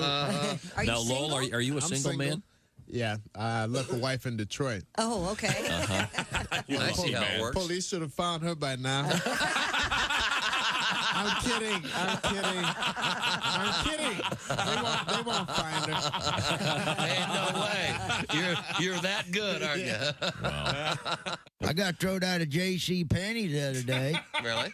Yeah, fondling up the mannequins. You believe that? And that ain't my fault. Have you seen the mannequins in there? And they taunt you, too. They got the little short skirt on, arm up, kind of waving you over. You know what I mean? Shoot. I tell you what, if you ask me, the little whore was asking for it. And Jesus said, take this bread and eat it. It is my body. And the disciples said, Jesus, we're all on low-carb diet. We appreciate you dying for our sins, but we're all trying to slim down a little bit. We want to look good in the painting. Good morning, sunshine. Bob and Tom. Hey, welcome back to the Bob and Tom Show. What? Tom's here. Hello, Tom. How's it going? Oh, well, are you okay? Yeah, I'm glad to be back. Okay, good. I was going to be skiing today, but that's okay. Is today a no school day? Yeah, I think so. Oh, yeah. For most? No school. Stock market's closed. Banks closed. Yeah. Okay. Oh, yeah, but fun doings. Some of the thoroughfares are only one way only. Oh, that's an interesting thing that they do. No red lights. President's Day. Yeah, well, in certain counties, red lights mean green. It's like backwards day. Here's something interesting. We were doing a kind of oddball presidential trivia. Did you know that Harry Truman liked his... Sweet. Was it? Well, sometimes we say pudding to try to get away. That's how we get away with it. What did I say? You just said it. Nailed it. Happy Monday. Happy President's Day. Harry Truman liked his bourbon. Oh. He would do a shot every morning, and he would continue to drink it throughout the day. Wow. Okay. Throughout the day, according to this, he was partial to Old Granddad and Wild Turkey. How about that? So that'd be it. I'm sure there's a book out there, presidential drinks. Oh yeah. I know there's the great scene in the movie The Last Detail with Jack Nicholson. Where I'm glad you haven't lost the things that you reference are still 60 years old. A brilliant movie. Randy Quaid, where he says. So was the one where they send a rocket to the moon and it hits that thing in the eye, but we don't have to talk about it every day. No, but he holds up a Heineken. Goes, Heineken. He was President Kennedy drink it. Great. Well, with lines like that, yeah. how could it not be a classic? The topic is, what did presidents drink? God, why do I? Who was the drunkest president? Was it Nixon? Well, at the end, they say that he was pretty bad, tipping it a little bit. But Herbert Hoover invented his own sport. He did. That's what it says. To stay fit, Hoover and his personal physician invented their own sport. They called it Hoover Ball. The game was a sort of cross between volleyball, tennis, and dodgeball, except much more terrifying because it was played with a medicine ball. Whoa. It kept everybody in shape. Hoover Ball, Tom. There you go. How about that? Didn't really catch on, though. I had no idea. Maybe when the Hoovervilles popped up. I have a list of every president and their favorite drink. Oh, cool. What do you got? Let's hear it. What do you think Washington's favorite drink was? Hard cider. Dark porter. Yeah. Hey, porter. Real quick, I just one person should ask this. Just because we can go over this list, doesn't mean should we? No. Did you say hard cider? Somebody? Porter. No, but hard cider was John Adams. I said hard cider. Yeah. What is porter? Sorry, I don't know. Dark porter's like a dark beer. Okay. Jefferson was a wine guy. I want more. I don't want to Take the kids outside. James Madison, a champagne That's because I've been in the garage for half an hour. James Madison was champagne. Let's go modern. All right, I got to go scroll through. Let's go from real boring to kind of boring. Okay. Theodore Roosevelt had a prized possession that was a lock of Abraham Lincoln's hair. Who did? Teddy Roosevelt. Huh. How about that? Harry Truman was a bourbon guy. We just talked about that. Eisenhower was Scotch. Oh, jeez. Kennedy, Bloody Mary. What? Was his preferred drink. No, that was his secretary. He didn't care. He got his Red Wings, didn't he? Got a towel. Mary. Johnson was a whiskey Scotch guy. Cuddy Sark even had his own brand. Cuddy Sark? Yeah. Nixon, expensive red wine, it says here. Oh. I don't want any of that cheap crap. I'm not drinking any Merlot. Sparrow? I told you, Sparrow. This presidential any effing Merlot. This presidential trivia is for what's your name? Pat Godwin. Richard Nixon proposed to his wife the day they met. Oh, I'd heard that, yeah. Really? He was crazy about her. He courted her for years. He obsessively pursued Pat for 2 years until she finally said yes. Wow. And making this noise. Yeah, she said no for 2 years. Remember what he called her? Sweet. Buddy. Sweet. What? Oh, buddy, yeah, buddy. Yeah, buddy, yeah. Buddy? That's right. Mm-hmm. He called his wife Buddy? Yeah. Hey, buddy. That sounds like a dog's name. You don't do that. It says here that this whole thing gets weirder. He spent so much time chasing Pat that in the interim, Nixon acted as her chauffeur, driving her on dates with other guys. Yes. Oh, my God. They actually show that in the movie, in the Oliver Stone movie. No kidding. Yeah.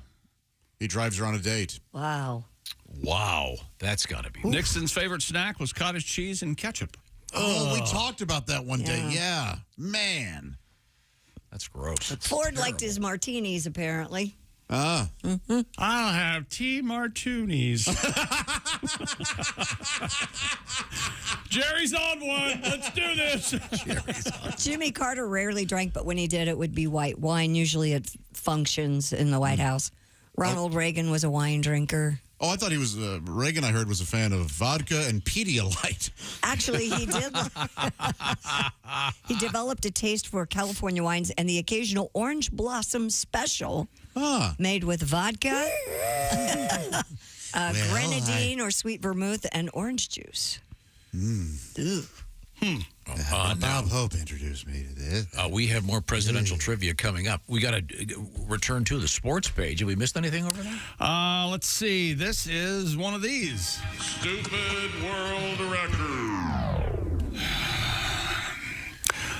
And I think, is this more about where this record was set than what the record was? Because it says a Kenyan science teacher. Yeah. Tom. Yeah. Well, no, it's a science teacher. They have broken the Guinness World Record for teaching the longest continuous science class. Oh, yeah? Yeah. Oh. According to reports, Ms. Rose Tata Wakisa taught for 62 hours, 33 minutes, and 34 seconds. What, did you see the Tata Wakisas on record? How about that? How long was it? Didn't I just say how I kind of spoke over it. I couldn't hear 62 hours. Wow. I mean, that's amazing. Isn't that great? Unless you're one of those. Miss Takiza, what was that? Is that I get it right? It's Tia Takiza. Is any of this going to be on the test? Sounds like a great nap, doesn't it? 62 hours? Yeah. 3-day science. And this is, we don't have Stupid world record. almost. Now we're doing almost world records. Oh, these, all right, yeah. An Australian teenager has earned her third Guinness World Record title after breaking the record for the most United States presidential portraits identified in 30 seconds. All right. Isn't that great? Isn't that something? Isn't that great? I mean, can you do that? The pictures? Well, yeah. I'd be a little fuzzy on the early ones, but I would think 16-year-old Laura Noonan. That's one every second. And why doesn't an American have this record? 40 presidents to beat the previous record of 20. I watched the video. It's amazing. Calm down. She lives in Australia. She has plenty of time to remember. It's either that or go out and count snakes. We've got more venomous ducks are here. She would have done better, but for one of them, she just said, "Oh, the fat guy that couldn't get in the bathtub," and then that doesn't count. You got to get the name Taft in there. Now, how many Australian prime ministers can you name? Oh, not a one. I mean, literally not a one. I didn't even know that. I would have agreed if you'd said they have a king and a queen. I have no idea. Yeah. I mean, technically, isn't Charles their king? I think so, yeah. Is he on their money? I think he might be. Do you have any Australian money? I don't have. I have a $100 bill, and it's Paul Hogan.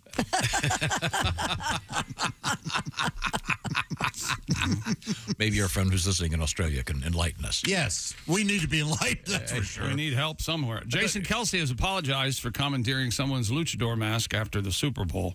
You guys know what that is, the mask. Mm-hmm. Oh, yeah. In Mexico, Nacho Libre. It's a wrestling thing. Wrestling mask.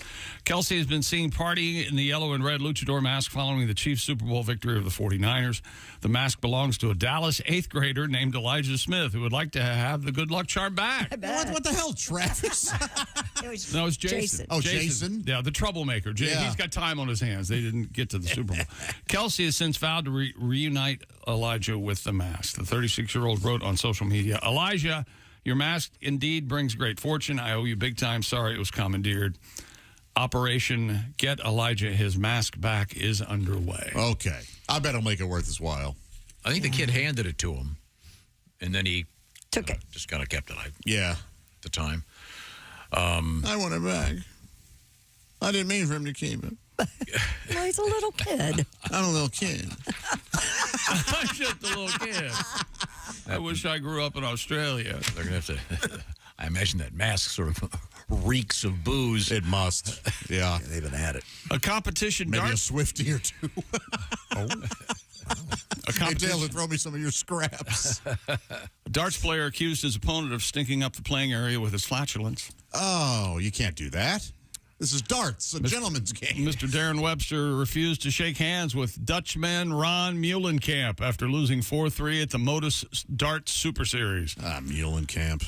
Webster later wrote on Facebook, when you play a guy who farts and stinks the stage out and denies it, then kicks you when you're playing the stall every throw because they are the S word. Ooh. Oh.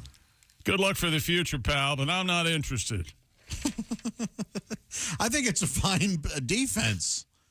I mean, what other defense do you have in darts? You got to lay one down and then hit the road and let that guy deal with it. The fog of war. Yeah. I mean, it was bad. Did you see the video? I mean, even the bullseye's tearing up. Oh, boy. It talk about stench. Evidently, he prepares for this. He has a pre-match meal of beans, pickled onions, and curry.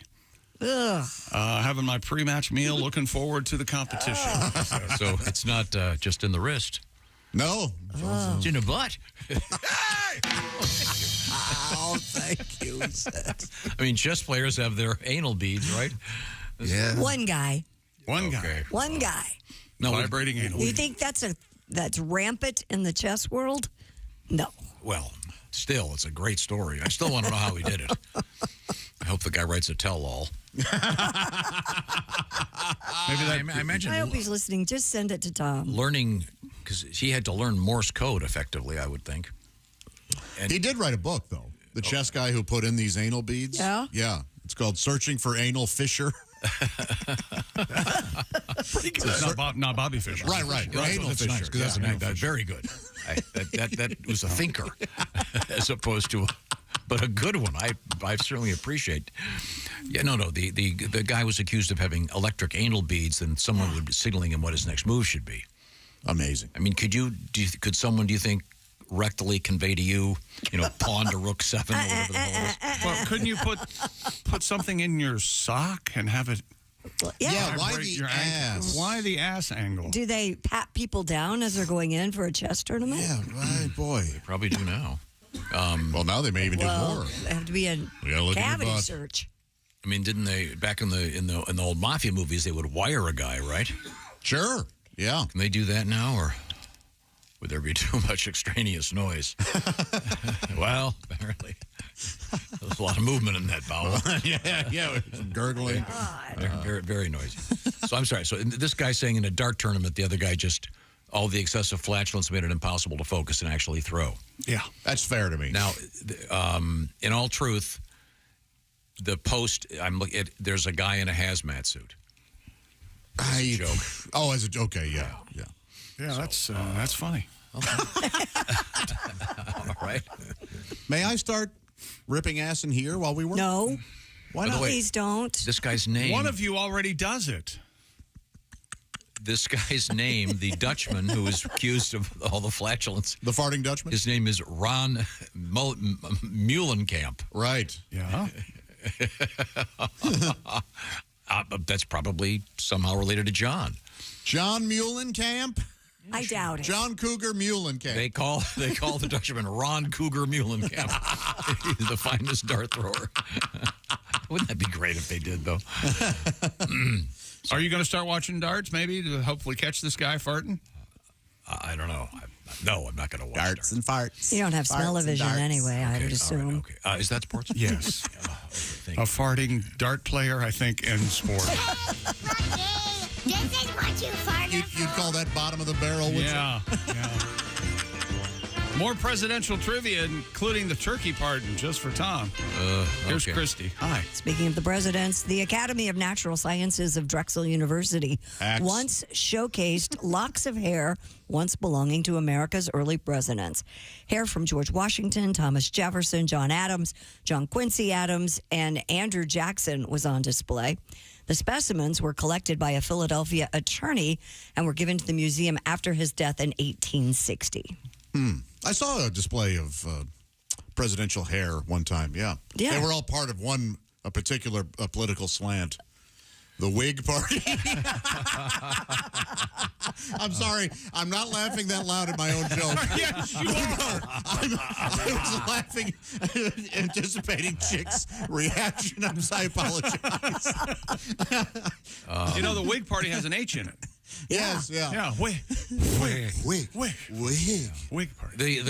I'm sorry. So this is a collection of presidential hair throughout the years. The early years. No, but if they had some of the more recent presidents. Really? Oh, absolutely. There were some problems. One of the ones turned out to be one of Monica Lewinsky's pubes.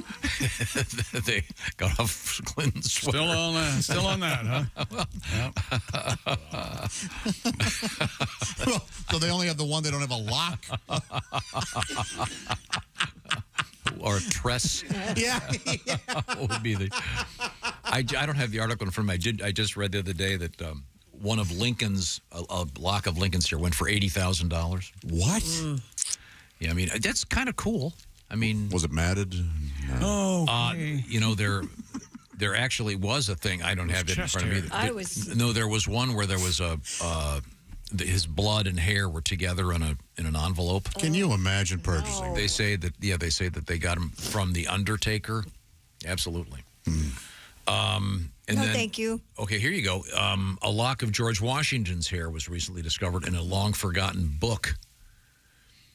My Gun is Quick by Mickey Spillane. Is that it? I, the jury. Oh, it was. How did they know it was Washington's? It was at Union College, and it was in some ancient book, and there was a thin envelope inside, and it said there was a thing that said Washington's hair. Several strands of gray hair tied together by a thread. So it could have been Denzel Washington's hair. It could have been any. It could have been Dinah Washington's hair. Washington Irving's hair.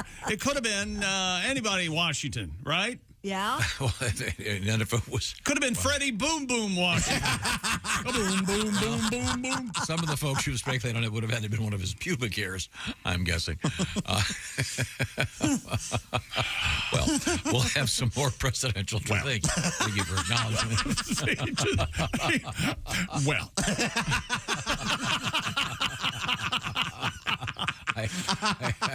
I didn't know that Denzel had gray pubes, but he's a man of a certain age. Of course he does. Okay. We're coming right back with more. This is the Bob and Tom Show. Thanks for listening to the Bob and Tom Show this morning. Even though we're not too much to look at, you can also watch the show on our YouTube channel.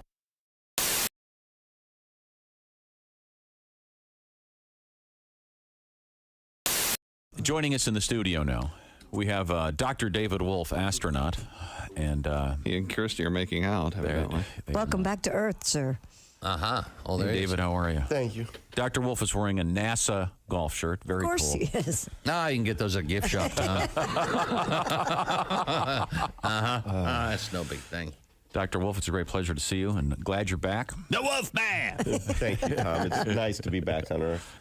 So, yeah, what'd you do on your summer vacation? Oh, really? You out of space, huh? You win. Yeah, that is kind of a... You do have that kind of conversation trumper. Uh-huh. Well, we got back from the vineyard. What'd you do, Dr. Wolf? I was in outer space. Yeah. Mm-hmm. Pretty cool. Took a few spacewalks. Added a piece or two to the International Space Station. You added a whole porch, didn't you? Yes. Yeah, that's what I thought. Did some maintenance on the port solar array wing. Needed some new batteries. Oh, there you go. Mm-hmm. Now, if you go to our website... Why do you need a porch in space? Well, where are you going to sit? Two of the guys. Where are you going to sit and rock the Big Bang? Two of the guys smoke. So yeah, you got to go outside. Hey! Don't light up in the space station. Get out there on the smoking port. This is why Bob's not an astronaut. This is why David comes in here, so we can't make fun of this. You can't smoke in space. I was thinking about that this morning. Of course not. Why we're not astronauts. Could possibly, theoretically, couldn't they, an astronaut who smokes, couldn't they fill his helmet up with smoke so he could smoke? I think it could. There probably is some technology which would permit. There you go. Yeah, but it still can't escape from the suit. On a serious note, and your clothes would really smell. You guys are NASA launching again probably tomorrow. Yes, I haven't heard this morning. We were on time as of last evening. Still, the concern is that there's some thunderstorms may come in and delay the fueling. Summer in Florida, it's tough to get off the pad, as we demonstrated. you know. Yeah, you did. That was actually my first question. I wanted to know. You have to get dressed each and every one of those times. How long does it take to get into the suit and everything ready for launch? It's a pretty big ordeal. It takes 3 or 4 hours, from getting up and then out to the pad, and it's 2 million pounds of cryogenic oxygen and hydrogen. You get up on top of that, the countdown goes, and then it's a few hours to get out. It's a big deal, but it's harder on the cooks and the friends and the family. We go to work whether we go to space or go to Earth, right? But everyone else has traveled and they want to see a launch, and it's a lot of trouble to turn around. Our guest is Dr. David Wolf, astronaut. If you go to our website, on the left side, you'll see a photograph of Dr. Wolf. Did you take this one? Were you holding your hand out? The long arm?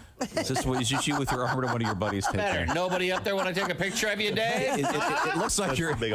No, that's somebody shooting through the hatch when I'm getting ready to go out on a spacewalk. I'm in vacuum in there, ready to go out. Okay. And if you click through the window, if you click there, we have a sort of a whole set of photos there, and you can see Dr. Wolf floating around in space. We'll talk about some of these when we come back.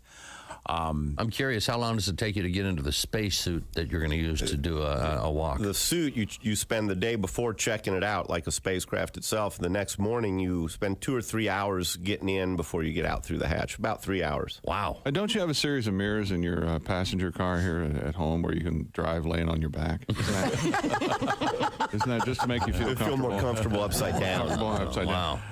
Hey, it's Josh Arnold with a food recommendation for you.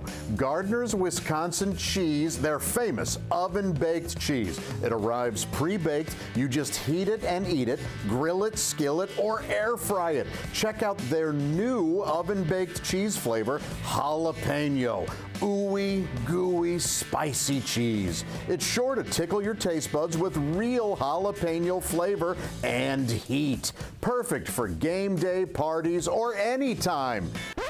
Excuse me, are you serious with this? I mean, why are you doing this? Me, the real me is right here. I could easily be doing this. We don't need you, man. Look, there's only room for one of us. That's Gardner's Wisconsin cheese, jalapeno flavored oven baked cheese. It's now available in Gardner's oven baked bundle package. So try all the great flavors. Receive free cold pack shipping and free cheese curds when you spend $59 or more at Gardner'sWisconsinCheese.com. Click the link below and tell them your pal Josh, me, the real Josh, from the Bob and Tom Show sent you.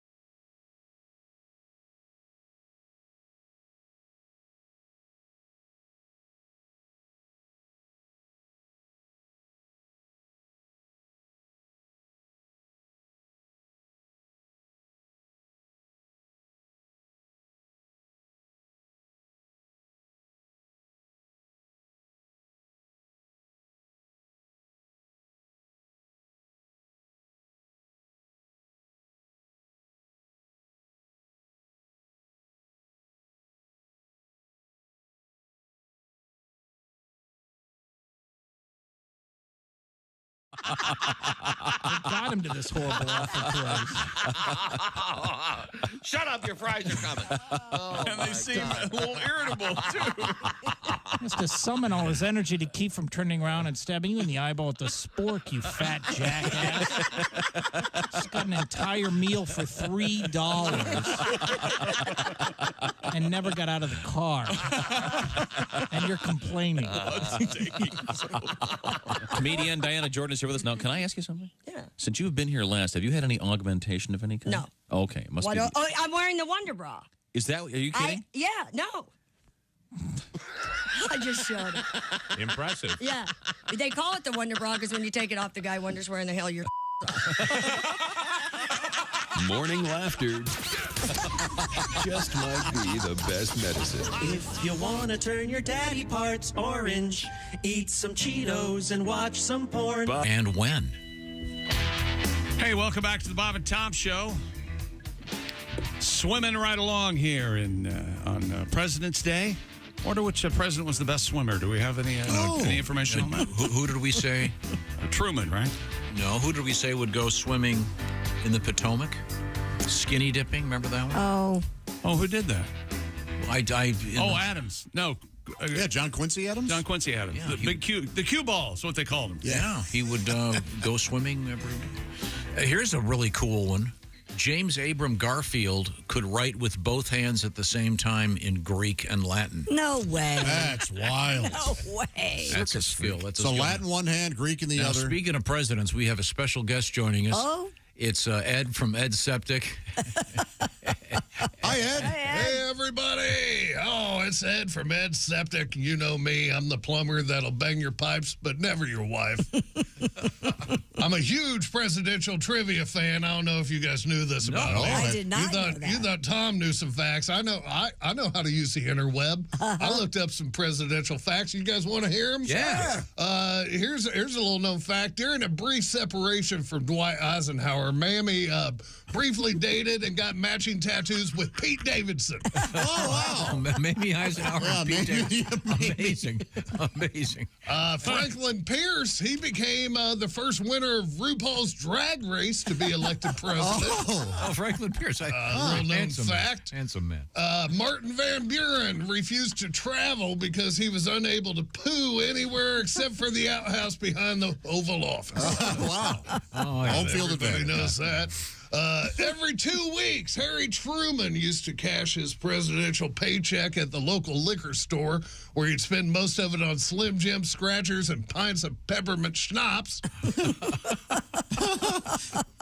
William McKinley was the first president to ride in an automobile. He was also the first man who created the bumper sticker, ass, gas, or grass. No one rides for free. That's right. Probably seen those on the back of the Septic mobiles. Grover Cleveland had his Inauguration Day parade rerouted so that it would go past an old girlfriend's house.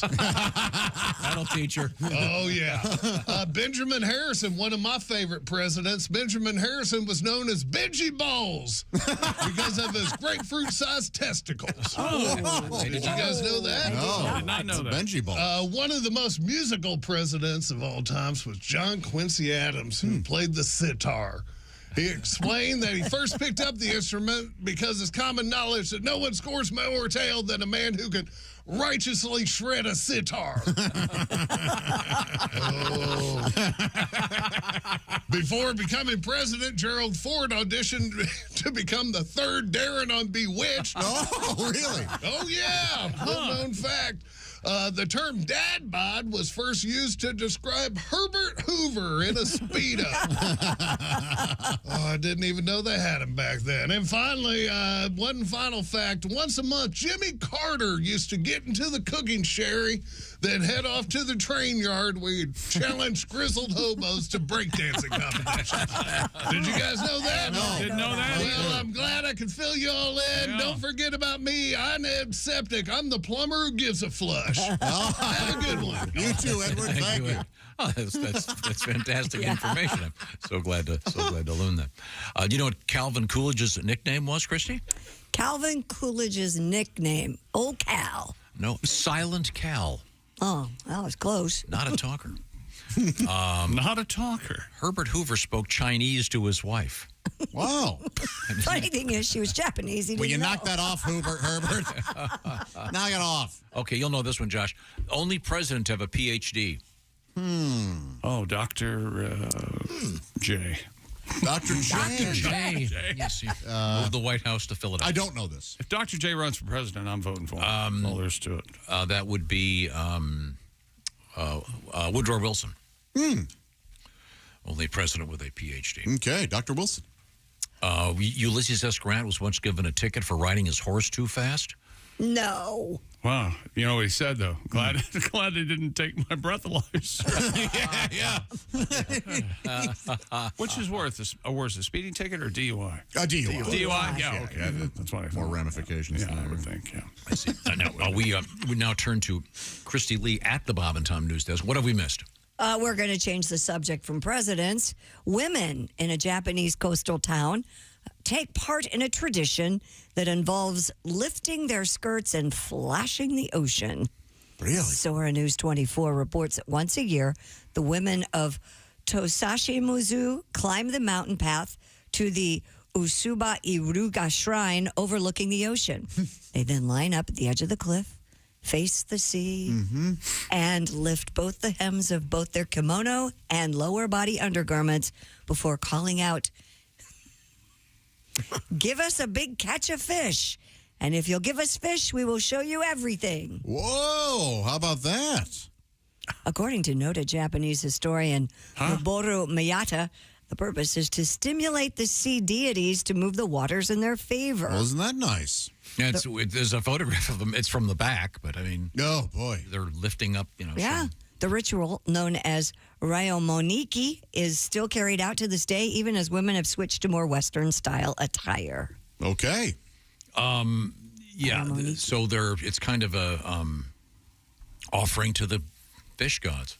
Hey, fish gods, you give us a plentiful catch, and you get to take a look at this. They play music when they do it. Really? Oh yeah. Yeah. Oh, I'm surprised to hear that.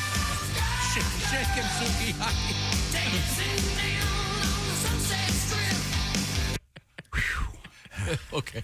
I would have thought it would have been a more solemn occasion. I had no idea. No, they play this.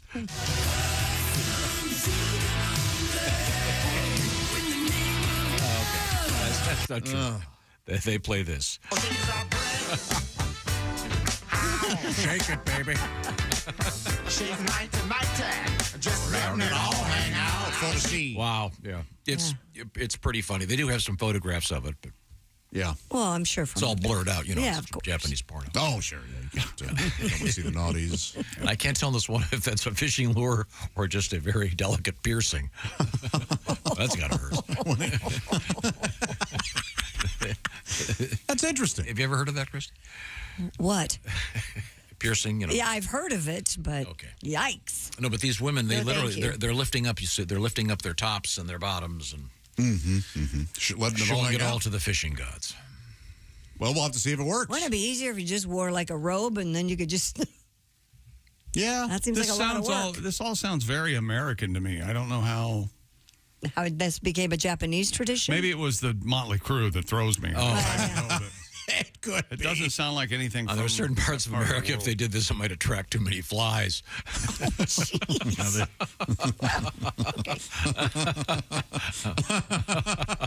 Oh, dear God, there's a no piss strip. No pest strip. No piss strip.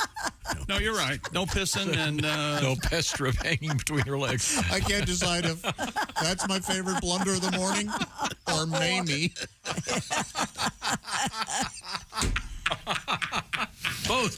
Both truly awful. I'll take responsibility for all of them. There has to be some fisherman down there with binoculars hiding. No. Oh, there might be an old perv. Yeah, an old pervy fisherman.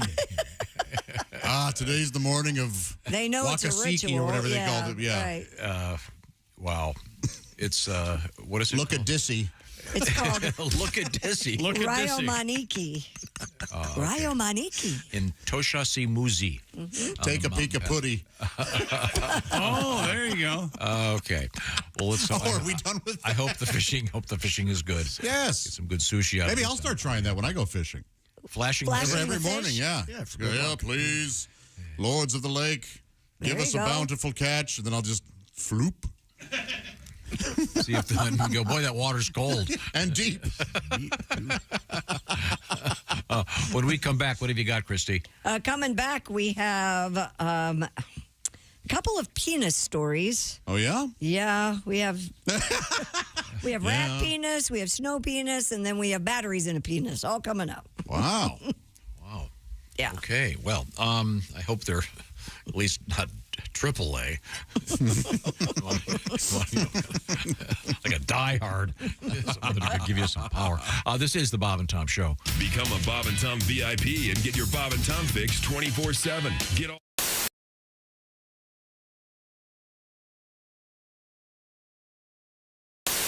Okay, here comes Marilyn, everybody. So here's my girlfriend. This is your mistress, Jack. Shut your mouth. Oh, my God. Oh, that's all right. Oh, yes. Good. Ladies and gentlemen, I hope you have the VIP camera. Very strong. Oh, hey. Oh, my. Look at those legs. I don't think Marilyn didn't have that kind of muscle tone. Pat McAfee's NFL kicker leg. Yeah. How do your arms look good? Yeah. Your lipstick is amazing. I almost can't handle it. I can't either. Can you sit in that? Your husband can. Wow. Again, I know this is totally visual. This is terrible radio, but it's fabulous. We will be getting lots of pictures of this out there. I need a picture with my lady. Pat's having problems with his brassiere, apparently. I got huge jugs. That's what I just found out. He's got his phone. He's got his phone stuffed down on cleavage. Okay, he can't be without it for Twitter. We're going to take some shots right now. The ladies are posing. Once again, from the Pat's face is hilarious. Got the little beauty spot going as well. Yeah. Thanks, bud. Once again. Now, Christy, I know that you were upset. Now, look at this. I want approval here. You can see I have 10 envelopes. Right. You can see here. Now, Christy, give me a number between 1 and 10. 10's my lucky number. 10 is your lucky number, okay? Now, as you recall, last year, Christy was dressed up as Teddy Roosevelt with the probably the best Teddy Roosevelt in history. The hunting hat, the mustache, and whatever that hat is called. And you had the kind of a hunting shirt on. Sure. Like a newscaster like I were all the time. And you were not happy. This is the 10th one, as you can see. We had 10 options for you. Go ahead. Now, we have 10 presidents here. Mm-hmm. Now, you have open one of them. Thank you very much. And see which of the 10 you're going to be today. Ladies and gentlemen, Christy Lee, open up the number. Which president do you get totally random. Totally random. You heard me pick 10 because it's my lucky number. Who is it? What's the matter? Who is it? Oh, it's Teddy Roosevelt. What are the chances? Yes. Now, this time it's that's weird. It's Teddy in a suit though, so it's a different look. I have to wear a suit? We're not going to put you in the same costume. I'm wearing heels. All right. I'm wearing heels. Can I ask a question? And I have a wig that's between my head. How many envelopes did you have? 10. And in each. And I see. Let's say number 7. Abort mission. Abort mission. Can we open number 7? Yeah, let's try number 1. This is the kind of distrust is why we left the English. I'm just kidding. kidding. The picture was in all 10 envelopes. That's what I think. Yeah. That's what I think. How dare you people? I don't know whether I'm insulted that that's what you did, or you think that we wouldn't catch on. I don't know. What did he say? He says we're ignorant. I think I'm more upset at the last part. Although I do have to admit, if I'm doing this picture, am I doing this exact photograph? Yeah. Because I really like the tails. And we had to get 10 different costumes, and you picked out. You'll be in tails as Teddy Roosevelt. It won't be the hunting nice Teddy watch Roosevelt. chain. Once again, we're getting all these photographs out on our website. These heels are horrible. Are they? Let me see them. You guys wear heels all the time. I don't know how you do it. See, not too many TV shows. Are you really wearing Close your legs Would there. you be able to Holy show moly, these what feet? size? Are those Marilyn. size 12 heels? 14. 14 ladies? 14s. Oh, yeah. Yeah, you're damn right it is. Yeah, baby. We had a guy on the show, a real nice gentleman, a couple years ago. That's a cross-dresser. Wasn't he wearing like a size 14? Those are 14s. And there's a I guess a place online where if you want to cross-dress, you can. Those get are my boobs. You know me and shoes. And there's definitely a shoe store that I know of. Well, we all With know your little that pancake. they do more than half their Yeah, business, Jackie, yours are a little larger they've lost their size women's shape. shoes. I have to be Teddy Roosevelt again? Yep. It's just you pick the number. You pick the number. Go ahead, Christy. Go get started. Why couldn't we do this normal? Like, I could have been Jackie O, you know? That's how this started. I would have even been happy to be Hillary Clinton. Yeah. Opposed to Teddy That's how this started. We were sitting around, and I said, well, we could have Nicole do Jackie Kennedy because she has such nice hair. Mm-hmm. And then I don't know what happened. Then I decided, wait a minute, it'd be a lot funnier because you've got such a beautiful smile. You've got that Kennedy teeth.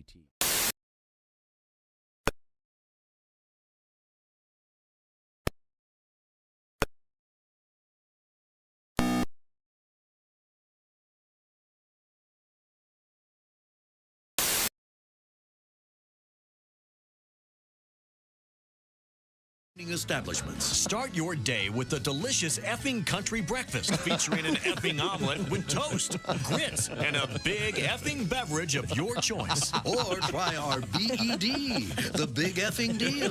Once again this week, it's effing ham and eggs. For lunch, try the huge effing burger, hand fried in a rich butter sauce mixed with big effing egg yolks. We call it the effing heart attack. It's an effing experience you'll never forget.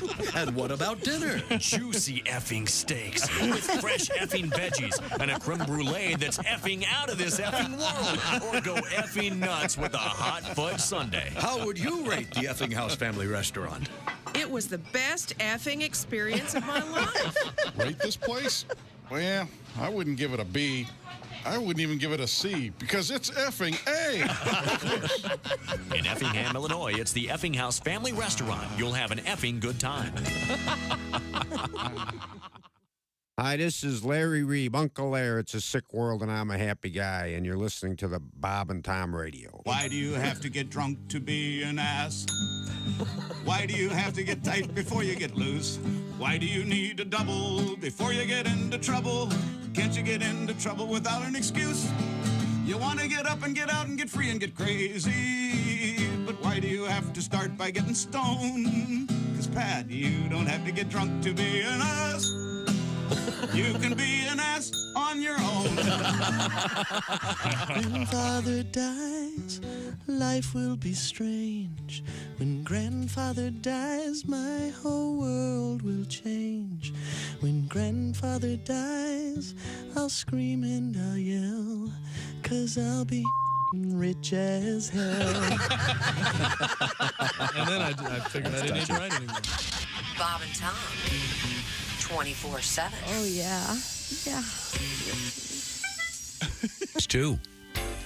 Hey, welcome back to the Bob and Tom Show. At the news desk, it's Christy Lee. Hello. There's Pat Godwin in the performance room. Hey, Chick. There's Josh Arnold. Hello. Ace Cosby's here. Hey. I'm Chick McGee, and here's Tom Griswold. He's back. Coming up, it'll be comedian Greg Warren joining us. Greggy boy. For the Warren Report in just a few minutes. And we've been going through a lot of presidential trivia this morning. Oh, yeah. Very exciting. On this very happy President's Day. In 1933, a would-be assassin shot at FDR 5 times while Roosevelt was giving a speech. 5 other people were hit. None of them were Roosevelt. My goodness. I don't remember any of that. Do you remember this? No. Ronald Reagan wrote about Drew Barrymore in his diary. From Reagan's diary from October 17th, 1984, it reads, quote, "Little Drew Barrymore, the child in E.T., was one of the children I met. She's a nice little person." Oh, how about that? The kid they had playing the alien was a little weird, but okay, I added that. Now, a really interesting story in the news on a different topic. Pat, I know you'll love this one. It involves Paul McCartney. And years ago, I had said probably the most famous instrument in the world, I think, might be Paul McCartney's famous bass that had been stolen. This guy from Wings? Mm-hmm. Yeah. Yeah, he was in a band called Wings. Yeah, thank you, that's it. He has been reunited with that long-lost Hofner bass. The distinctive violin-shaped 1961 electric Hofner went missing and was rumored to have been stolen around the time the Beatles were recording their final album, Let It Be, back in 1969. No, I ain't seen it. I don't know what you're talking about. No. After McCartney asked for help finding the missing instrument, journalist Scott Jones teamed up with Hofner executive Nick Waz to track it down. Jones and his wife Naomi, both journalists and researchers, then launched the Lost Bass Project, which brought in over 600 emails worth of leads that ultimately led to the pair breaking the case open. Mostly from wackos. I've got it. Your bass is up my Stay there. Come and get it. The instrument was returned to McCartney in December, but it took him about 2 months to authenticate it, and it's estimated to be worth $12.6 million. How about that? It's very identifiable. He has a couple of other ones, of course, that the Hofner company made for him. But right. This is the one. He bought it for $37 in 1961 in Hamburg, Germany, when the Beatles were doing their 10,000 hours. It's a really elaborate story as to how they found it, but it essentially has been sitting in someone's attic forever. Was it stolen? Yeah, and the guy that stole it, fessed up to it. He sold it to somebody for like 1 or 2 days later. Sure, get rid of it. It's hot. It says the unnamed thief sold the bass to a guy named Ron Guest for a few pounds and some beers. It says, but when it had been passed to that man's oldest son, and then to his younger son, and I guess he died, and someone knew it was up there. The uncle had it or something. Did they know all along what it was, or did they just think it was somebody? It was just a bass guitar. Apparently, they knew. Oh, so wow. By the way, still no word on Heather Mills' leg that's missing. Oh yeah. I've heard it's been turned into a lamp. Yeah. Well, the family that had it, the one guy took it to that Pawn Stars show. Oh. And the guy said, "Well, I can give you." No, he didn't. No, he didn't. He goes, look, I got a bass guy. I've got a bass guy. I don't know anything about these basses. Yeah, it's worth $150. Because you know I'm all about that bass, no trouble. I'm all about that bass, Hi, welcome to hell. That's right. This song is playing. You're exactly right. So it's kind of a cool story. Now, when I saw McCartney, I've seen McCartney several times. One of the times I saw him, he's playing one of the vintage Hofners, and he heaves it to. Did you just see that show, Pat, where he throws it about it? Yeah. Throws it to the roadie. In the air. Yeah. I mean, literally tosses it. He did like, whoo. And then we asked one of his bandmates about that, McCartney's, and he said, well, he stopped doing that when he realized the thing was, even that one was still worth a fortune. Oh, I bet. So we'll see what happens. But I've got a feeling Paul will record with that old one again. And maybe even bring it out on stage. Wouldn't that be cool? So, I mean, for you, it'd be very cool. I'm not just. It is a great. Sorry, it's a bass. I mean, but it's. You know why he liked it? Why? Because he's left-handed, little feminine hands, and it looks. He thought it looked a little bit more normal than a flipped-over Fender. He thought it looked weird. So, gotcha. in any event, and he likes the sound of it. And it's the Fender's flipped over. Kind of like Peter Frampton, when he lost his guitar, and got it back. And by the way, that reminds me. Yes, we need to bring this up. Peter Frampton finally has been nominated for the Rock and Roll Hall of Fame. Yes, no one deserves it more than Peter. He's a great guy. You asked me of all the people we've met, the nicest guy in the world of rock and roll, Peter Frampton. That's who it is. But what about me? And if you get a chance, you can go on the Rock and Roll Hall of Fame website and vote. Every day, once a day. So, do it. Vote Mr. Peter Frampton. And Peter is touring again. He will be sitting primarily when he plays because he has an illness that he's dealing with, but he's doing great, can play great. So I saw him last summer, and he was sitting, and it didn't matter. He was still awesome, and it's a great show. I will never vote for the Rock and Roll Hall of Fame again. The last time I did, I got rock and roll jury duty. Oh, so I'm out. You have to stay under the radar. Yeah. Ain't that always the way? I saw another video of that Japanese thing, Christy. Yeah? Where the ladies all climb the mountain and Flash the sea. Fully. So to speak. And the bee. Yeah, and the bees. Yeah. C as in SEA, I'm sorry. And they flash C word? They translate it. This one woman is saying, "That's not a clam. This is a clam." So to the fishing gods. Yeah, it's a nice touch there. What else is happening over there, Christy? Well, there's a new survey of 2,000 adults that reveals some surprising insights into sick days. Tom's dealing with sick kids. I'm dealing with a sick kid. According to the poll conducted on behalf of MD Live, 2 in 5 Americans say their mom takes better care of them than their significant other does when they are sick. My 25-year-old happened to be home this weekend, and she came down with this norovirus, too. So she looked at me at one point. She goes, "I'm so glad I'm here, Mommy." Nearly 60% of men said they still wish their moms could take care of them when they are feeling under the weather. And this was from the University of Freud. Was this taken? Yeah, yes. Did your mother have a special concoction that she would always make when you were ill? Mostly, if it was a stomach thing, it was Sprite. Like, 7-Up, Sprite, yeah. Yeah, paregoric and cigarettes. That was the... What? Is that right? That'll get you there, all right. I forget what novel it is where the guy takes cigarettes and soaks them in paregoric, dries them, and smokes them. It's got to be Hunter Thompson or something. I forget what it was, but that was really funny. So, do you like it? That's kind of nice, I guess. Did your mom have a special? Yeah, sure. It was typically chicken soup or tomato soup and a lot of crackers. Yeah, we did the saltines yesterday. Yeah. Yeah, well, the girls were sick on our little trip, and a lot of saltines in the bed. A lot of Pedialyte. She wanted Pedialyte mixed with water is about all she could keep down. I'll never forget what my mom always told me. What was that, babe? Get outside, blow the stink off of you. How long are you going to be sick? Stuff like that. Yeah. I did love it because that was the only time you ever got to watch game shows. Sunshine is the best disinfectant. Yes. Price is Right. Uh-huh. That was always great. Let's make a deal. And then at noon, the soap opera started. And the boredom. Luckily, there was always one channel that would show Andy Griffith or something like that.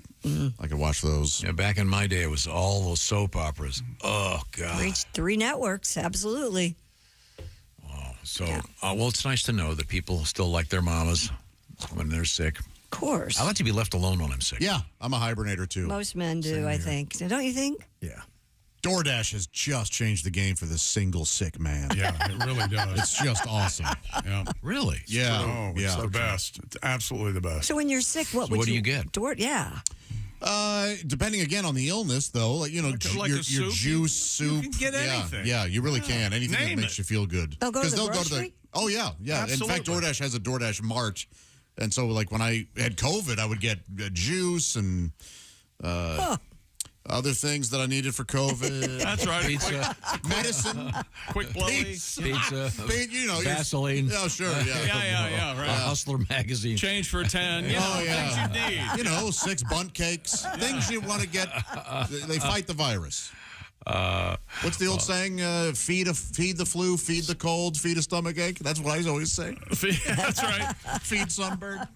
Right now, if you've been listening to our show and all of our presidential trivia, you would have learned a lot, especially if you've been wearing your Raycon earbuds. Yes, sir. And Raycon earbuds, they're the ones with the optimized gel tips for that perfect in-ear fit that fit every ear ever made. And they actually stay in your ears, whether you're going for a run, walking the dog, or dancing to your favorite tunes. Raycons are here for 8 hours of playtime, 32 hours of battery life, and amazing quality audio at about half the price of other premium audio brands. And we do receive love letters each and every week from Bob and Tom listeners about their Raycons, because Raycons everyday earbuds have tens of thousands of 5-star reviews. So go to buyraycon.com/Tom today to get 15% off your Raycon order plus free shipping. That's buyraycon.com/Tom. Score 15% off and free shipping. That's buyraycon.com/Tom. Coming up in the world of science, it's next, purple tomatoes. Also, we'll talk with comedian Greg Warren, see what's on Greg's mind with the Warren Report. This is the Bob and Tom Show. Hi, this is Kostaki Economopoulos, and you're listening to Bob and Tom.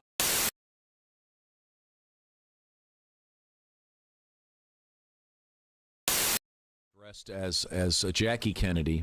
JFK is Nicole Pence. Wow, he is a good George. Yeah. Christy Lee, of course, is Teddy Roosevelt. And here comes George Washington. Chick McGee is George Washington, ladies You've and never gentlemen. looked more presidential in your entire life. That's a nice look, a nice blue. Wow, you that look actually works. good. A blue. Marilyn Monroe. We need to hook that up as soon as we can. You got it, George. Well, take a seat, Chick. What a great look. You look good. We'll man. be getting.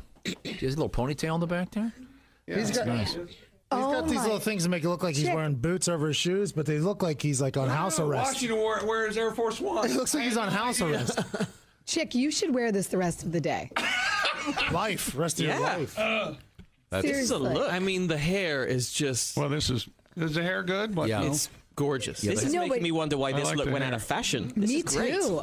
And your beard, everything It goes looks right with good. the thing, right? Yeah. Yeah, it goes right with the thing. Wow, it's very Chick, you look like kind of sexy in this outfit. No, I'm not sure. What did you say? I'm sorry, I didn't hear you. It's kind of coming on to you there. What about you, Marilyn?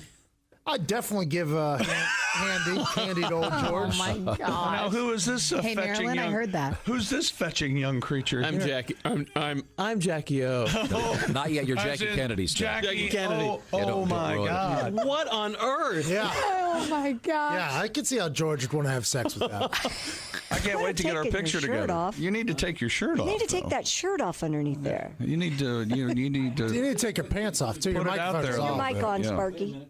Wait, how you feeling right now? Arm wouldn't get up there. Yeah, where's your makeup? Where's your There's no makeup? makeup. Well, I haven't finished it. I Where's just did the your first boobs? phase. Where's your makeup? Where's your boobs? Where's your George just has to hit that later. You better get it together. Martha was flat. Okay, was Martha flat? Yeah, she was actually. Yeah. How do historians know that? There's pictures. Pictures of her. Historical choice, artistic If a choice. painter doesn't like you, we'll get the makeup on in a second. We're ready if you are, Chick. Do you want to? Heck yeah. Okay. Why not? Well, wait a minute. I have a question. Are we just going to do this right in front of everybody? And Doctor, I assume you just go in with one finger. Is that correct? Yes. Okay. Yes. I gotta warn you, Joyce left the lube in her car last night. Oh, it should be good and cold. Funny stuff. Oh, yeah.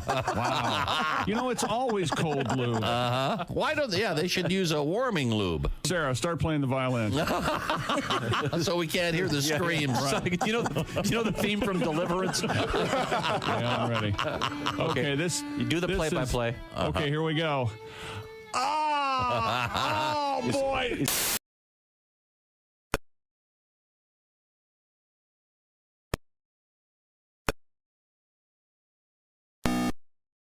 Oh, yeah. Thought I'd tell you the true story of Susie Suzuki and Sam Samurai. Now, this is the true story. Yeah. Okay. As told by yours truly, Tom Whiskey, Frontier Doctor. Well, good morning. Well, I never will forget it. Susie Suzuki had to get married at a very young age. Yep. She was impregnated by her husband, Hyaston. She never really liked Hyaston, but they had 12 children. Now, Hyaston up and died, and Susie remarried. Uh-huh. I'll tell you, it was really something because she married her true love, Sam Samurai. Oh, touching. Yep. With Sam, she had 12 more children. Wow. Well, finally, after many years, Susie died. I wonder why. I'll never forget it. I was standing right next to her at the funeral home, well, next to her body. Mm-hmm. Two little old ladies were staring down at Susie with tears in their eyes, and the first little old lady said, well, they're finally together. The second little old lady said, who, Susie and her first husband, or Susie and Sam Samurai? No, neither. Her legs. Bob and Tom, you can pick your morning radio show, and you can pick your nose, but you can't wipe Bob and Tom on the couch. Tom Simmons is our guest. I understand you've been to Afghanistan, I assume, on one of the USO type tours. The Comics on Duty. Okay, good for you. Afghanistan is desolate, man. Everything is dirt. Every building, every structure is like dirt. We don't need satellite-guided bombs. We just should drop water balloons.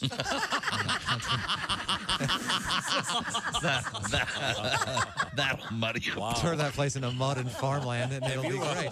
Have you run this strategic idea by the people at the Pentagon? Yeah, it'd save us a lot of money. This is positively launching brilliant. a massive hydro attack. That's what we're going to do. And, all of these fire bombs are merely drawing it out. Let's talk to our guest, Tom Foss. Tom, tell us about your life. You married, single? What's going on? Married, very happily married. I got a friend going through a midlife crisis. You know anyone like that? Oh, yeah. And he's asking me what he should do. Oh, yeah. And I keep telling him cheating is like growing pot.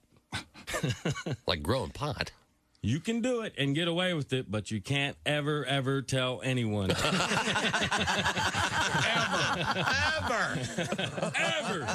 Anybody. Hey, don't say we didn't warn you. There's laughter ahead. You guys want to grab lunch? We can't go anymore. Holy That's cow. a good day's work, everybody. This is Bob and... It's Beer 30, that's right. Oh, boy. Welcome back to the Bob and Tom Show. It's time, Tom, to welcome our first guest of the day. Yay! Oh, I like that there much he is. better. It's Yeah. comedian Greg Warren. They call him the farter. Why would you do that? Hey, he said he wanted to try a farts, new all thing. jokes. He said he's doing a lot of farts on stage. You look like you have suntanned and healthy. You been somewhere warm? I was in Lexington, Kentucky. It was freezing there. Oh, never mind. Yeah. Could you turn up the volume? I can't. From what I hear heard, man, the farter murdered in Lexington. Hey, Greg, how's it going? Can you guys hear me? Yeah, a little louder would be nice. You have volume on that, baby? Yeah, I think so. There you go. There you go. Now we can hear you. Yeah, there we go. That's All it. right. That's it. Okay. Thanks, man. Good to see you, Greg. Good to see you guys. Why don't you fart for us? I don't know what to say to that, really. I mean, why would you? We had an unusual story this morning in the world of sports, Greg. I know that you were a world-class wrestler in your day, All-American. This was not about wrestling. It was about darts. And at a major tournament, one guy accused his opponent of constantly farting and making it difficult and distracting him. I would imagine in wrestling that would also be possible, I suppose. Oh, man. Did that ever happen, even accidentally? Not that I remember. I don't remember any time specifically. You don't remember what happening? He's going to hang up. Today's report is on the... But before we get to it, Greg, what you know the answer to this. It's President's Day. One president is in the Wrestling Hall of Fame. Do you know which one it is? I would say Lincoln, probably. Yes, it is Abraham Lincoln is in the Wrestling Hall of Fame. They're legitimate. Yeah, Lincoln was pretty good. Yeah. I tell you guys, I read a book on Harry Truman recently. No. 1,000 pages. Whoa. David McCullough book on Harry Truman. And I really don't know anything about Harry Truman. Isn't it amazing you read one of those and 2 weeks later you go, I did the thing, Josh. I read all the pages. Yeah. I read all the words. I know stuff about Harry Truman, but what I know about Harry Truman sounds like it came from a fourth grader's report on Harry Truman. Harry Truman was a man. Harry Truman was the president. Harry Truman came from Kansas City. I'm glad that I read it about Harry Truman. Yes. Huh. I know nothing about him. We learned this morning he liked his bourbon. Yeah. First thing in the morning, he would do a shot. Truman? Yeah. And then he would drink it throughout the day. See, that wasn't in the book, Oh, was it? McCullough skipped that part. Yeah. Huh. No, hey, chick, I'm sure it was. I just have no retention. Yes. Okay. Something about Korea in there. Oh, sure.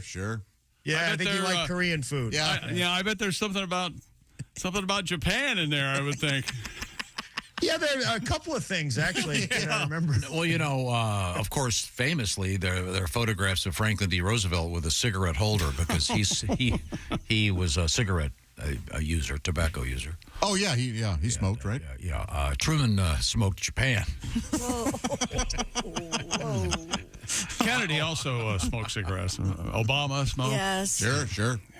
Eisenhower smoked, I bet. Oh, of course. Come on. And Clinton would... Smoke cigars. Yeah. Sure, we all know that. Yes. Don't put it out there. Yeah, you had trouble lighting one, I think. Buy that at a fish market? What the hell? Oh, I'm sorry. What was today's topic? Today's topic is the history of Dairy Queen. Dairy Queen. Big fan. Oh, I thought you said. I thought you said Gary Queen. No. He refrained from comment.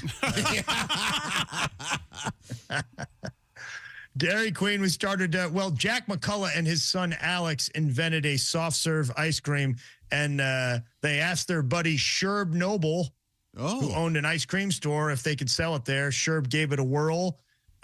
All you can eat, 10 cents. They sold 1,600 cones in 2 hours. All you can eat 10-cent cones? Yeah. Yeah. My man here can eat 50 cones. 50. Cool hand, Josh. Now, Tom, how did we get on the topic one day that you worked at a Dairy Queen and you did the little flip with your... Yeah, the machine was broken. So the machine was broken. Put a scoop on there, put it in my mouth, and handed it to the kid. To make the swirl. Oh, the Q? Yeah. Oh, is that what they call that, the Q? The Q at the top. Yeah, the curly Q at the top. Yeah. Oh. Tom did that with his mouth. You guys know who else worked at... Yeah. You know who else worked at Dairy Queen? Who? Gwen Stefani and her brother Eric and John Spence, all from the band No Doubt. Wow. Did not know that. That's cool. They did that. That's where they formed the band, No Doubt. And you can hear evidence of that in her song Holla Back Girl. You sure can, yeah. Yeah. This split is bananas. B-A-N-A. You know, I've been singing that wrong. Yeah, I think you have, buddy. B-A-N-A-N-A. And I got to weigh in. The banana split, not good. I've never liked them. But I love Dairy Queen. You hate the pineapple part, don't you? Yeah, I agree with you. The crushed pineapple has no place on that thing. I agree. I'm with you guys. I don't care for it. Tom, where do you stand on the peanut butter parfait? Go, Tom. Big fan. Big fan. Yeah. Wow. May I make a quick confession? I've never had a peanut butter parfait. Well, what? Really? No, hang on. Spanish peanuts are great. That is a really good thing. Now you're just lying and or playing with us or both. I'm really doing neither. I'm a Blizzard man, and so when I go to Dairy Queen, it's a Blizzard. What kind of Blizzard? Same flavor? I enjoy Reese's or cookie dough. Huh. Yeah. Do you ever have them take the chili and turn that over? See if it's... I've been burned many times. Gravity. Well, let's talk about the Blizzard, guys. It was stolen. What? It was a stolen idea from my hometown St. Louis frozen custard place called Ted Drew's. I know it well. Ted Drew's back in the day, this kid, Stephen Gamber, he was 15 years old, and he kept coming up to the window and saying, I want my malt thicker. And after like a week, they just started turning the malt upside down and handing it to him. Ah. And there's this Dairy Queen franchisee, Sam the Thief Temperado, who Sammy the Thief stole the idea and took it to Dairy Queen. And Dairy Queen, started. They're called Concretes. They still serve them that way at Ted Drew's. It's a legendary place in St. Louis. So yeah, the Blizzards. If they don't turn it upside down, you get the Blizzard for free, and if it runs all over, you get it for free. And so, just knowing the employees these days, that just seems like a bad. There's some poor Dairy Queen manager like, yeah, Kirby, it's the Blizzards that we turn upside down, not the soft drinks. Now pick up those chicken tenders. But he said, so he walked up to the window, the first kid, what did he say? I want the malt thicker. Okay, because down the street there was a guy in St. Louis that I want the malt liquor. Yes, there was. I had a pack of Salem. Yeah, that was Tom. There are no King Cobra flavored Blizzards.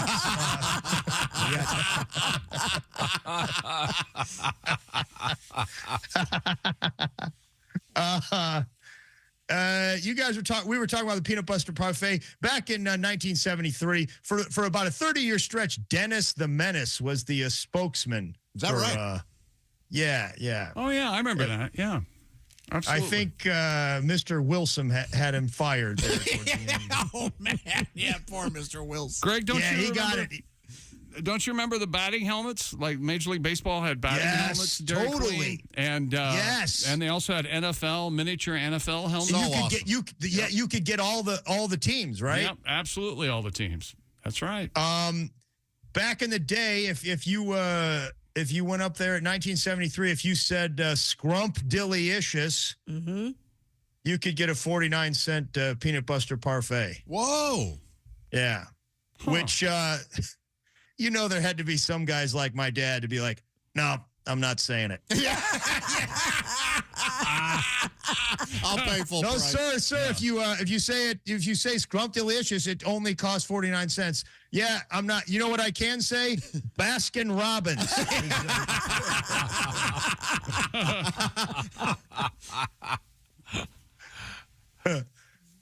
You guys remember the Mr. Misty?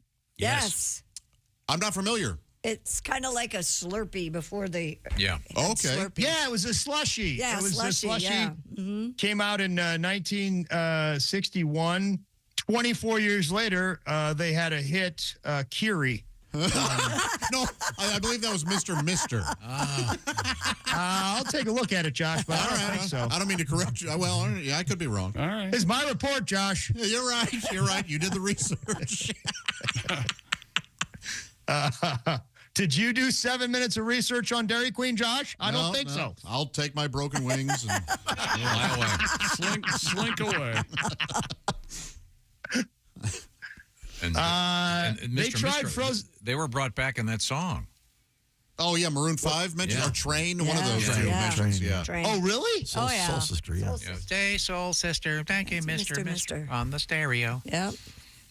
Oh, yeah, man. I never caught that. They tried frozen yogurt in the 1990s. I don't remember that. Yeah, nobody wanted it, Christy. It all went bad before they could sell it. They need to know who they are, right? I mean, they're Dairy Queen. Exactly. They don't stand for health. It was also didn't work when they tried that chain of aerobics studios. Lady Dairy Queen? Lady Dairy Air Queen, I believe was what it was. M&M Mars started talking about removing their candy from the blizzards. I wonder why the heck they do that. They said because there's too much sugar in those things, and it went against their message of moderation. All right. Really? They're a candy Yes, company. chick. And they didn't do it, but I mean, they said it. And I've eaten a lot of M&Ms in my life, and never once has it been in moderation. Man, no kidding. Yeah. Why would they want to? Here's an idea. Why don't we stop selling our product to people? Yeah, right. Yeah, go to the Las Vegas Strip and take a look at the M&M store and see if that doesn't scream moderation. My friend Brian Jackson, he freezes his M&Ms. Oh. And I asked him why, and he said it's because you eat less when they're frozen. And then I saw him eat a 2-pound bag of M&Ms. Well, just think how much you would have eaten if that hadn't been frozen. You're right, Chick. That would have been 6 to 8 pounds. Chick, you're right, man. That probably saved his life. Probably did.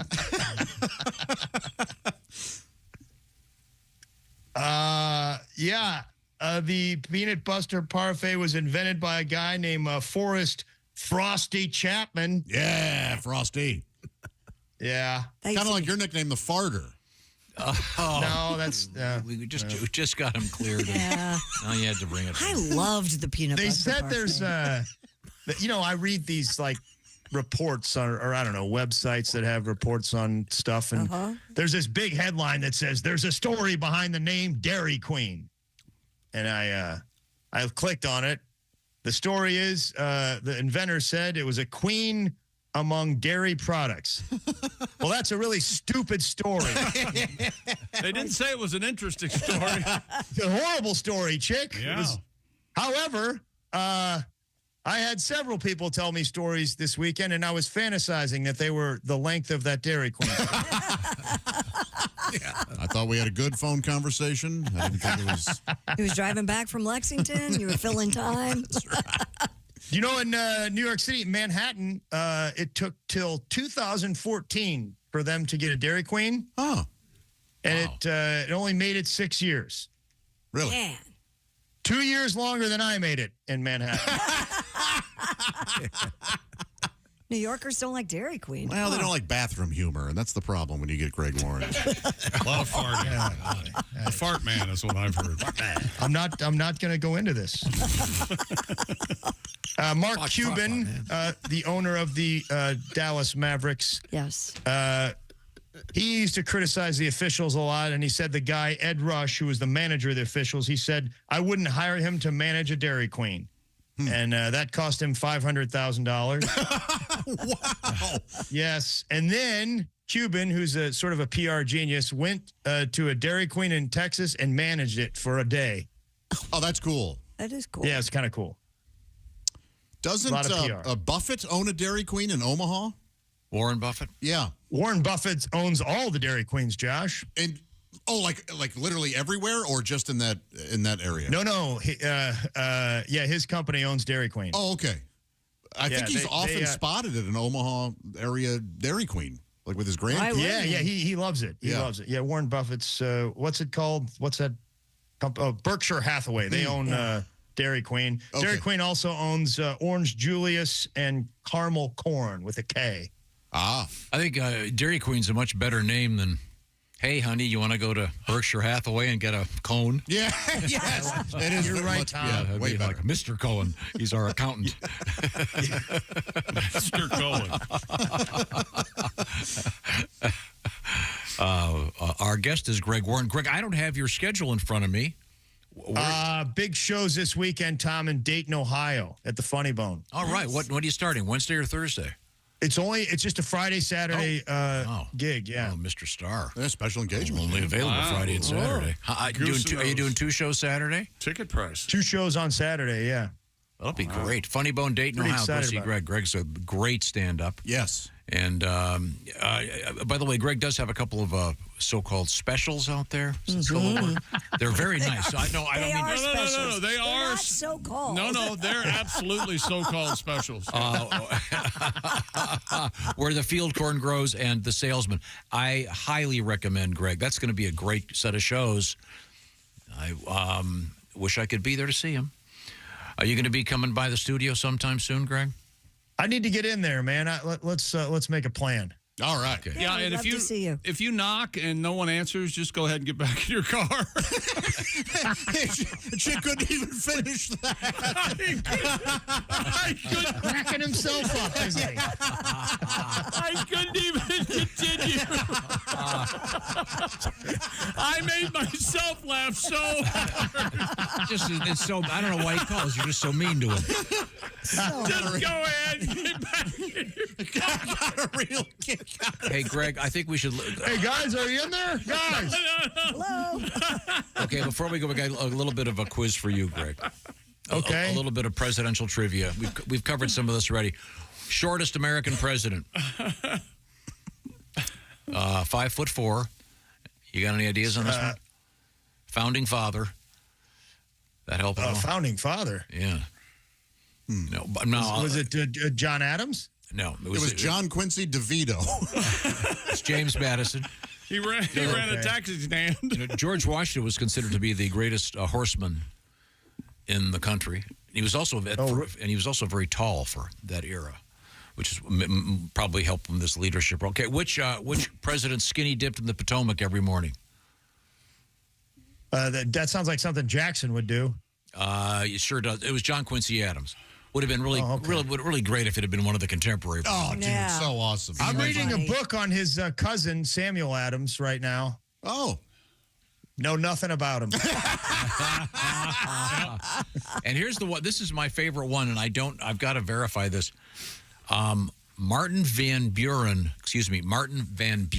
coined the use of what word? Is it coochie? No. Okay. No. All right. No, I don't think it's so. not. Is it thought? No, I don't think so. No. That hoe over there. I think that was Al Jackson. It is okay. The term okay. Really? Yeah, that's what he's saying.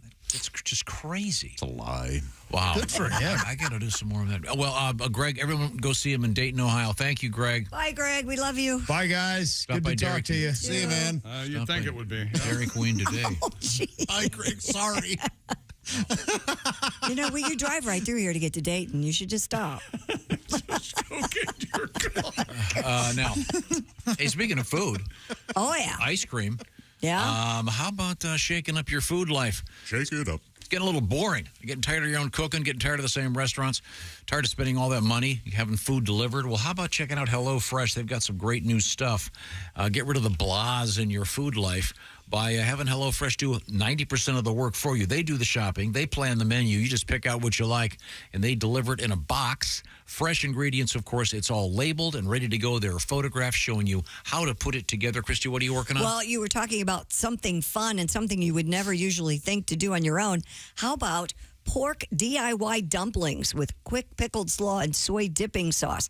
Yeah, I know homemade dumplings sound daunting, but it's not. It's easier than you think. If you can fold a square, you can make these pork-filled delights. 6 easy steps, and it's all going to be on the table within 30 minutes or less with HelloFresh. That's a HelloFresh tongue twister. Yeah. Dumplings are daunting. Well, that's the thing about HelloFresh. It's got a bunch of stuff that you can do, chef-like stuff. Now, you were talking earlier this morning about those delicious meatballs. Yes. And then that meatloaf. Oh, my God. Classic comfort food is available. Also, they've got some fairly exotic stuff. Whatever you're into, you make the choices. More than 40 recipes to choose from each week. Once again, significantly cheaper than having food delivered. And you get to have restaurant-quality food. And as the old commercial used to say, and I helped. That's right. You put it together. And some of this stuff takes just a few minutes, then you pop it in the oven. And here's something cool. Free breakfast for life with your subscription while you keep it active from HelloFresh. So check out the menu. Just go to HelloFresh.com/BT Show Free to take advantage of that free breakfast item forever with your active subscription. Once again, it's BT Show Free. HelloFresh.com/BT Show Free. That's HelloFresh.com/BT Show Free. Everything from a Pat Godwin's restricted diet. You can barely eat anything. Yeah. They've got it all. Or good old-fashioned comfort food and everything in between. High calorie if you want it, low calorie if you want it, low carb, whatever it is, it's out there at HelloFresh. HelloFresh.com/BT Show Free. Coming up, we have more presidential stuff and a lot of penile news. Yeah. This is the Bob and Tom Show. This is the Bob and Tom Show. Text us at 888-262-8666.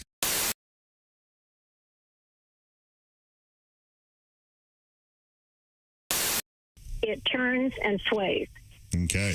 Well, thanks for the call. Have a great day today. We're going to move And I've got one more thing. May I say one more thing? I've been waiting 20-some years for this. Is everybody listening? Yeah, we're listening. Okay. Chick, go back 20-some years, 1998, Fort Wayne, Indiana, all weekend with me. What? There we go. Yes. Finally. I have, okay, whatever you say. Okay, remember, and listen to this. You went by your real name when you checked in, and you invited me for the weekend. Now, wait. Oh, God. I'm going to get shot for this. And you ordered grapes and Miller Lite beer. Yeah, that sounds like me, all right. That's right. Yep, that's me, okay. Okay, Deborah, we got to go here. Christy, give me the teaser. That couldn't have gone better. Yeah. Somehow I blame you. Ah, boy. Where do we go from here? Hey, it's Josh Arnold with a food recommendation for you. Gardner's Wisconsin cheese, their famous oven-baked cheese. It arrives pre-baked. You just heat it and eat it, grill it, skillet, or air fry it. Check out their new oven-baked cheese flavor, jalapeno. Ooey, gooey, spicy cheese. It's sure to tickle your taste buds with real jalapeno flavor and heat. Perfect for game day parties or any time. Excuse me, are you serious with this? I mean, why are you doing this? Me, the real me is right here. I could easily be doing this. We don't need you, man. Look, There's only room for one of us. That's Gardner's Wisconsin cheese, jalapeno flavored oven baked cheese. It's now available in Gardner's oven baked bundle package, so try all the great flavors. Receive free cold pack shipping and free cheese curds when you spend $59 or more at Gardner'sWisconsinCheese.com. Click the link below and tell them your pal Josh, me, the real Josh, from the Bob and Tom Show sent you.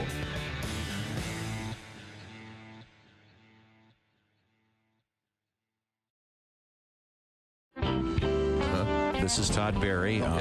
Once again, Todd has just established that he's not into astrology, but he's very proud. And now I'm going to read an offbeat news item. I can back that up. My numerologist told me that astrology is a bunch of crap. How many times did she tell you? Yeah. Okay, I'm sorry. Go ahead. This is a woman fried 8 goldfish amid fight with ex. This is in Pasadena, Texas. Authorities say a Houston area woman who was burned up at her former common-law husband fried their pet goldfish and ate some of them. In front of what?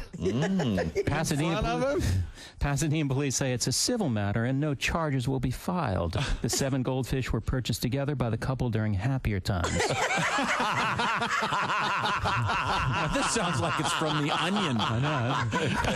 I remember when we bought the goldfish, how much in love we were. Police spokesman Vance Mitchell says the man reported on Saturday that the woman took the goldfish from his apartment. Mitchell says the two argued earlier about some jewelry the man had given her but took back. She wanted the jewelry returned.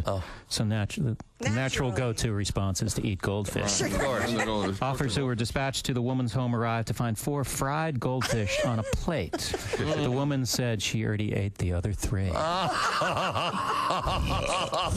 him. I mean, you do eat other kind of fish. So I guess, but jeez. Stay away from her. Wow. That's a kind of basic instinct. What was 7 goldfish. Oh, the bunny Fatal rabbit. Attraction. Fatal Attraction. Yeah. Bunny. Glad they didn't buy a dog. They bought the goldfish together during happier times. Oh, yes. 7 goldfish. When did they buy the deep fryer? Next summer at the State Fair.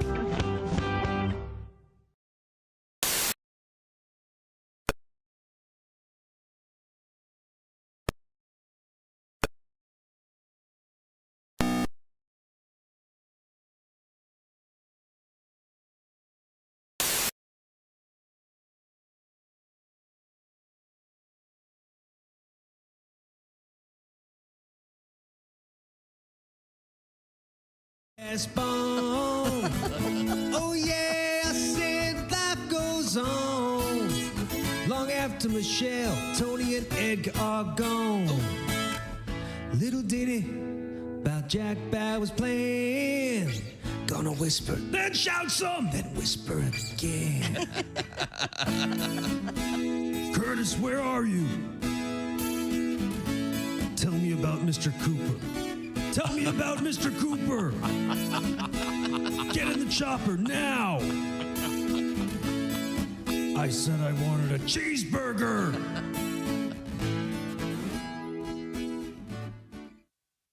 Hi, this is Augie Smith, and you're listening to Bob and Tom Radio. Dave Cooperman is here with us. Hey, how are you? I'm great.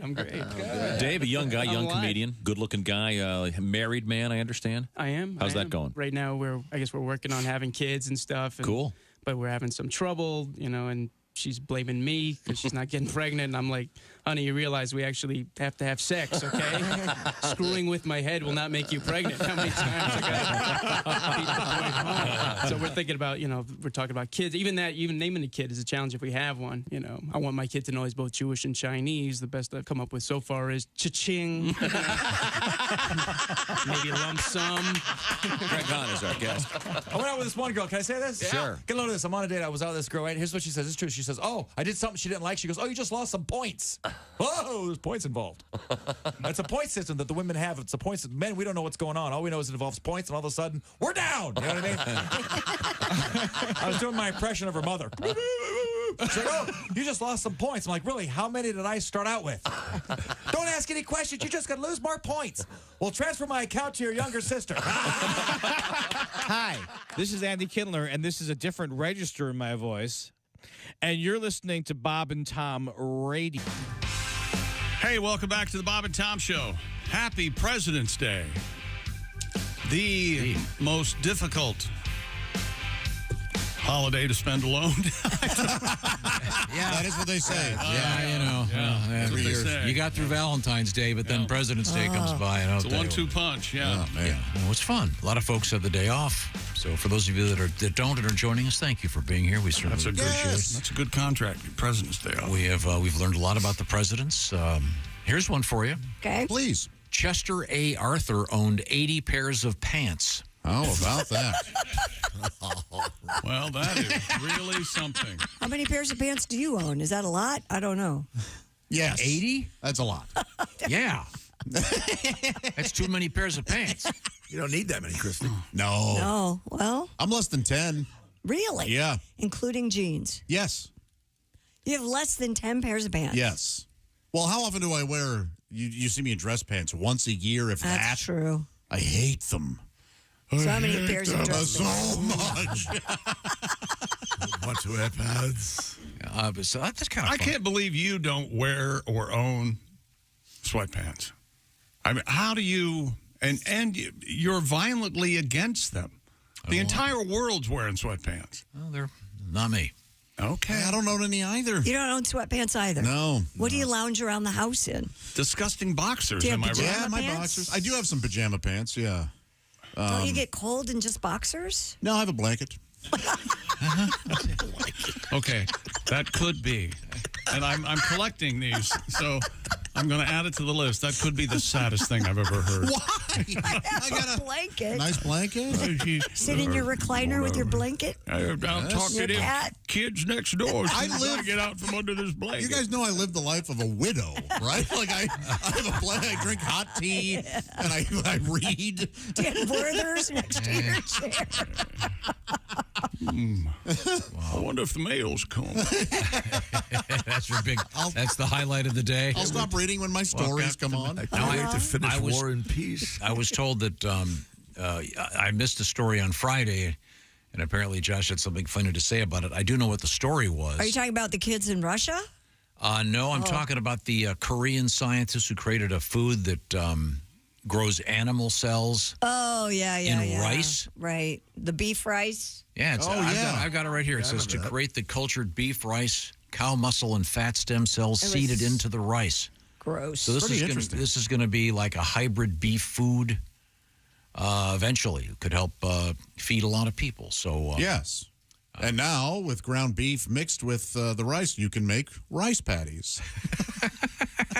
That was it. He laughed. I told you he would laugh. That was it. Yes. Rice patties. You see, because the word patties could be with T's or... Well, no, I think D's. you're being sarcastic.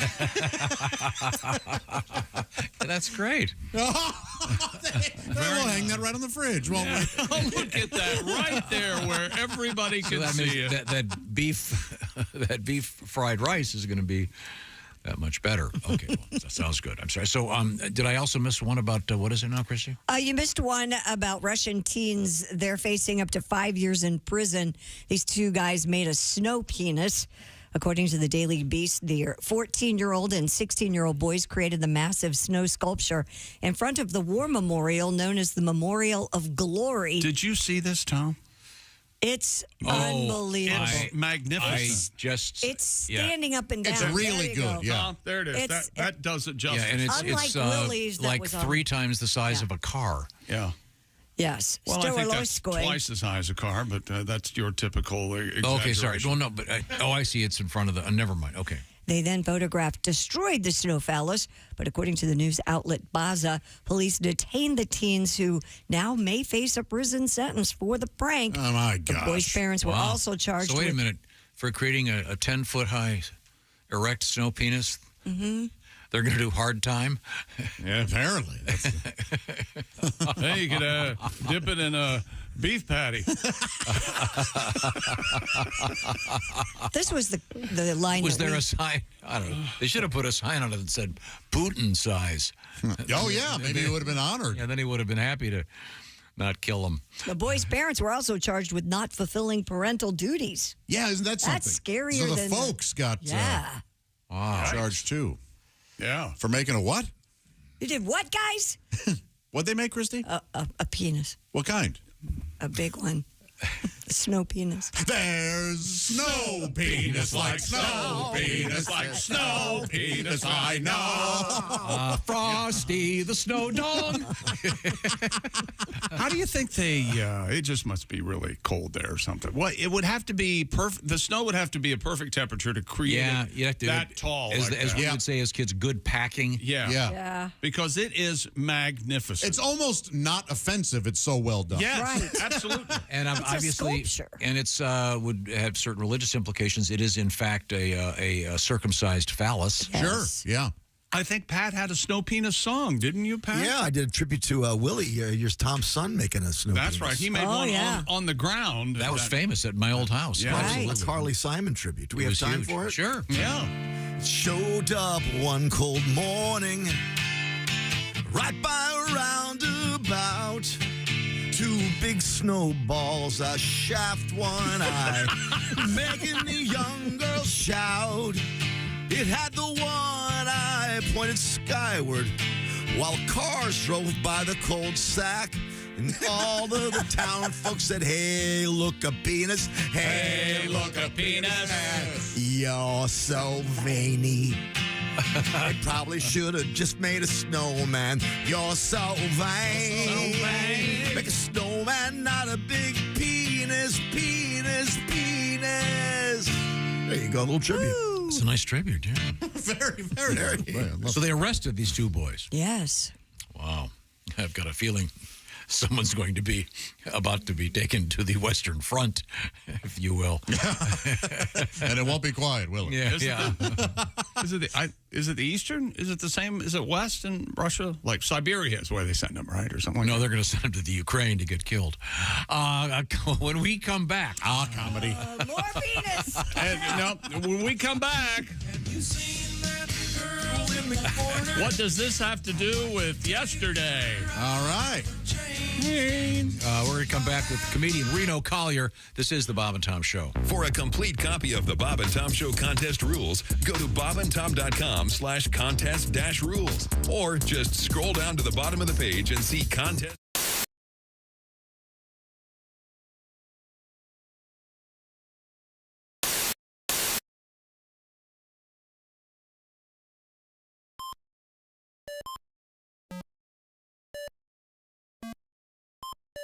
Hey, did you enjoy those videos played in that break? Check out the Bob and Tom YouTube playlist for more great stuff.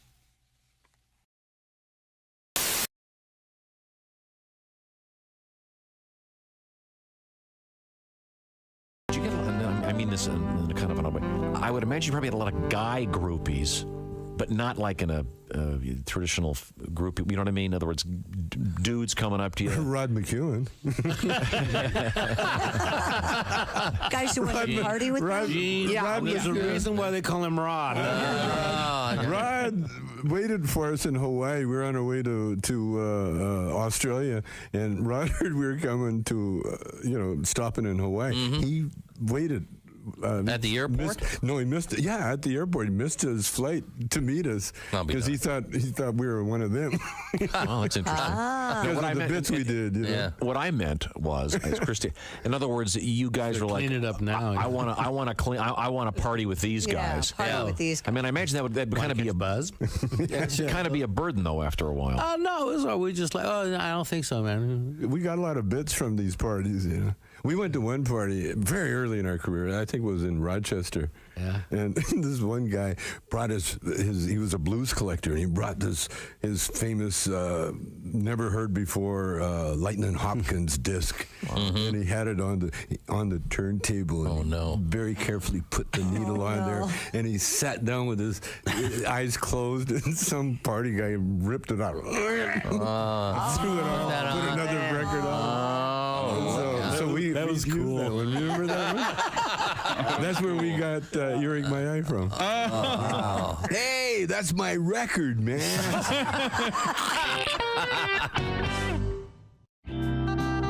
Now, Bob has split the hot dog and put the cheese down the middle of the hot dog. That's good. That's fine. And now you're going to stuff that in the... And I I had to surgically remove the end of the hot dog. I circumcised my hot dog. Oh, to fit in the Twinkie. So it'll fit in the bun. Now, did you? Do you want Jimbo to that eat isn't a your bun, hot though. dog? It's a Twinkie. Now, did you It take? is the bun, my friend. Did you take the cream out of the Twinkie? No. No, you don't want to do nuts? that. Why would you take the Why cream would out you of the take Twinkie? the cream out? I'm going to take the Twinkie and shove it in there. Take it, Twinkie. Oh, the Twinkie split open. Look at that. Let me see. Hold up your Twinkie. Now, Bob's looks. Oh, boy. How does it taste, Bob? Bob is now taking a bite of the cheese Twinkie hot dog.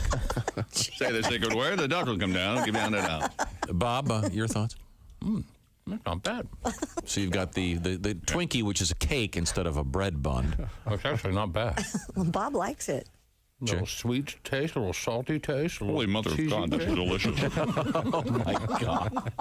Have we done a calorie estimate on this? I want to make a point that Bob is using a hot dog as a pointer. As a pointer. You have got to try this. Me? Yes. No. Just one? Yes. One little bite. One little bite. Just one little teeny tiny bite. Come on over here. Come over here and bite my hot dog. No, we can do it tomorrow if you want to add bacon. Oh, we can no. make She's arrangements. eating it now. She's eating it now. Oh. Okay. Go, baby, go. I hope none of this creamy stuff gets on your cheeks. Now, Bob, put your hand on the back of her head. Sorry, I don't know what that was all about. Don't hold her ears. Just, You're gonna love it. You're gonna love it. You're gonna love it. Give me more. Let her put it in her own mouth, for God's sake. Oh, yeah. Sweet and salty, yummy. Christy, your thoughts, please. Could you get near the microphone and give us your thoughts? It's not bad. Don't talk with your mouth full. It's not bad. See, how about that?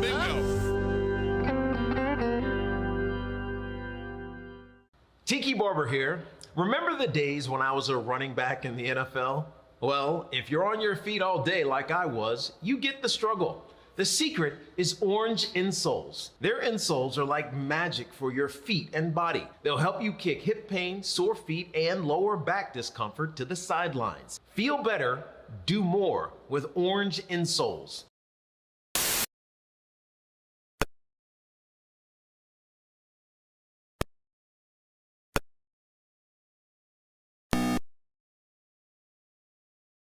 Put those on. She looks at him incredulously. She says, go ahead, put them on. She puts on the trousers. She says, they're too big. I can't wear these. Mary Whiskey says, that's right. Remember that. I wear the pants in this family. Don't you ever forget that. She says, fine. She takes off her panties. She throws them over to Mary Whiskey. She says, you put those on. He tries. She says, you made me do it. You've got to do it. He says, okay, so he tries to get them on. Can't do it. He says, I can't even get these past my thighs. He says, I can't get into these panties. She says, yeah, and until you change your attitude, you're not going to either, partner. A true tale from the Old West. That concludes another exciting episode. Murray Whiskey, Frontier Pyromaniac over here. What are you lighting up the studio, Yeah, Bob? this thing, it's not working. I'm sorry. Nothing.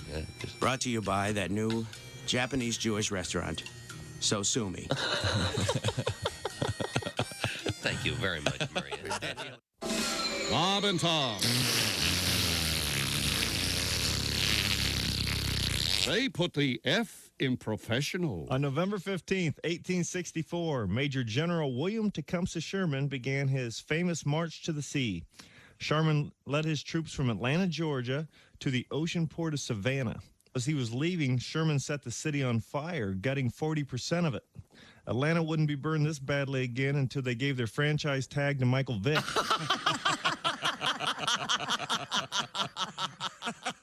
But it's strange living back in America, you know. I mean, America's like a foreign country to me in a lot of ways. Why? I don't know. Things are weird. Like, you know, I have friends that don't eat bread anymore. Everybody's on a low-carb diet. No. And Jesus said, take this bread and eat it. It is my body. And the disciples said, Jesus, we're all on low-carb diet. We appreciate you dying for our sins, but we're all trying to slim down a little bit. We want to look good in the painting. Hi, this is comedian Rob Haney. Your life. Welcome back to the Bob and Tom Show. Christy Lee at the news desk. Hi. There's Pat Godwin in the performance room. Hello, Chick. Josh Arnold's here. Hi, Chick. Ace Cosby there. Hey. I'm Chick McGee, and here's Tom Griswold. Today's President's Day. We've learned a lot about presidents. Yes, we have. And we're going to be joined by a guy who I think of all of us probably would come in second place if asked to dress up as a president. I think Reno Collier, I think if you didn't have those glasses on, I think you could probably be one of those, I don't know, what do you think, 19th century presidents? Sure. That look you've got. Yeah. You Yeah, some people say I look like a, it was actually in the studio. Someone said I look like a Civil War reenactor. Yeah. You got that look. You do. That facial hair, yeah. Yeah, we've been doing a little bit of presidential trivia, some fascinating stuff. Do you know which president was in or still is in the Wrestling Hall of Fame? Abraham Lincoln. Very good. Oh, that's very good. Very good. We just did this. You know which president allegedly owned 80 pairs of pants? The one we have now? I'm sorry. That's not very...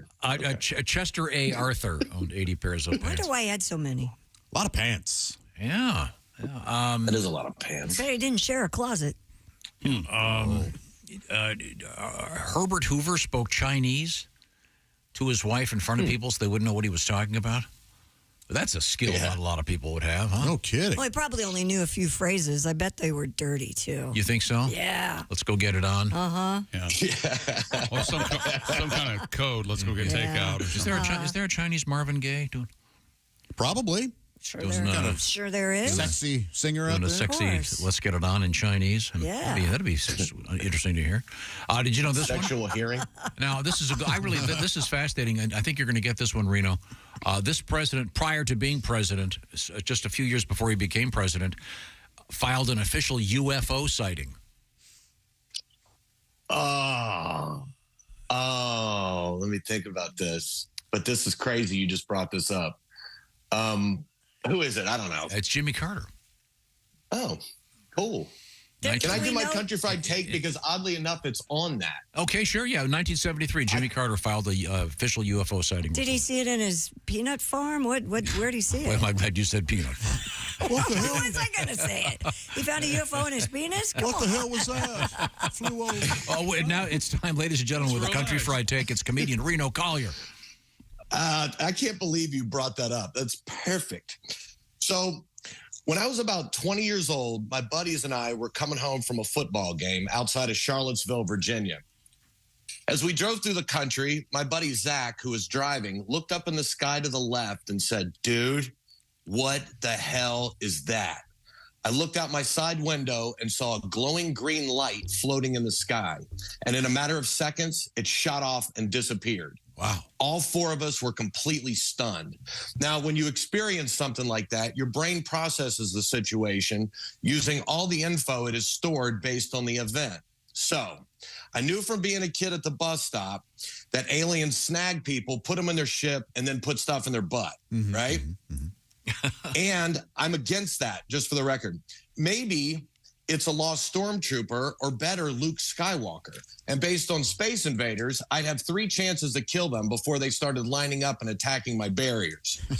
Now, one of my buddies said, "We cannot tell anybody about this." And I was like, "Yeah, I know. People will think we're nuts." And he was like, "No, man, I just can't have the cops in my apartment." But I didn't care. I told everyone. But there is a stigma.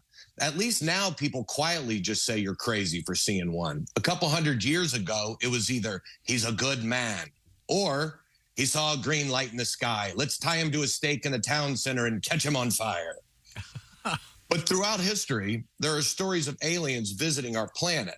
According to the TV, there are a group of ancient alien scientists, which I'm guessing is an online degree, that study these claims intensely. They claim that through cave drawings, aliens were here before. The paintings show stick figures pointing at a fireball in the sky and people getting sucked into a ship. Now, to us, it looks like something a kindergartner grew and it got him sent to the school psychologist. But I'm betting that artist was probably the Thomas Kincaid of their time. The scientists also investigate how Egyptian pyramids, thank you, Christy. The scientists also investigate how the Egyptian pyramids were built to perfectly align with the stars. Yes. Now, to me, the leap from trying to figure out how to pronounce gyro and putting pepperoncinis on a salad to meticulously measured pyramids seems humongous. meaning aliens must have shown them how to construct these things. Because look, I've worked construction, and we're going backwards there. The stuff we build now is to last 30 years. We want to keep water out and heat in. And if you even say alien on the job site, all the guys who do the actual work take off in a truck. And clearly, thank you, Josh. I'm going to hit you one at a time. And clearly, the Egyptians were excited about something. Hell, people are still singing songs about how they were walking. And the crazy thing is, silly. The crazy thing is, pyramids of the same design were being built in South America, which with no means to travel. How did the same design pop up at the same time on different continents unless they had the same architect? Yes. Mm-hmm. Weird, right? And now the federal government has proof of UFOs. Of course, now they call them UAPs because the stigma is still on there of saying UFO. It's like saying ED instead of soft wiener. It sounds more educated, but it's the same thing. You know? Now, what are we going to do about it? If they land and these little green guys start demanding answers, we need to be prepared. In the cartoons, their first question is always, take me to your leader. Where's your leader? What the hell are we going to do with that? I don't know. Birthday party at Dairy Queen? We don't know where the hell he is. Then they're going to be like, fine, just bring us a woman. Oh, geez. Can you define woman? Damn it. Who do you guys follow? Taylor Swift? So that's why I think we need to collectively agree that if they land in your yard, we should all say Shaquille O'Neal is in charge of us. These guys are small and green. He'll talk them in circles and eventually think they're M&Ms and eat them. So my advice is keep your head on a swivel and your eyes in the sky. And just in case, I got keep out tattooed on my butt cheeks. I'm Reno Collier, and that's my country fried take. Boy, that one killed this morning. Now, Reno. A lot to think about. It's a lot to think about. You learn with my things. It's not just fun. There's a dramatic. There's an enormous Wikipedia posting about Jimmy Carter's UFO sighting. Okay. There's a lot of information there, so you can take it in. Yeah. People think, like, when I used to tell people about it, they really were like, you're out of your mind. You know, and especially if you're 20, people think you're on something. You know, like, what were you guys doing? What were you? But it was one of the freakiest things I've ever seen. Pretty wild. I believe you. We watch Agent Aliens. I mean, it was Josh this and I. quick. Yeah. Well, it was pretty creepy. The Ancient Astronaut theory is very compelling.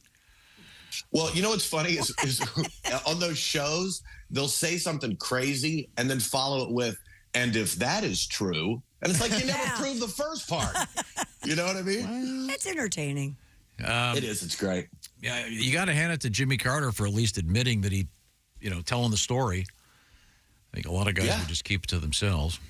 And then also, once he became president, they showed him the alien autopsy stuff. Absolutely. How did he hold that in, huh? Is that? You think he would have cracked? You think? Well, that's the thing. That's why I don't believe it. Because one of these guys would have cracked. Well, when they have your family, essentially, Hey, by the way, Perez, we know where you live. So if you talk about the aliens that walk among us, somebody you love will disappear. Yeah. I'm not sure all those guys would care, though. Yeah, I don't think they would. He would. Hey, Jimmy, we got Billy held in the basement. Go for it. Huh? Yeah. Thanks, Reno. I know you're not on the road this week. Are you on the road the week after?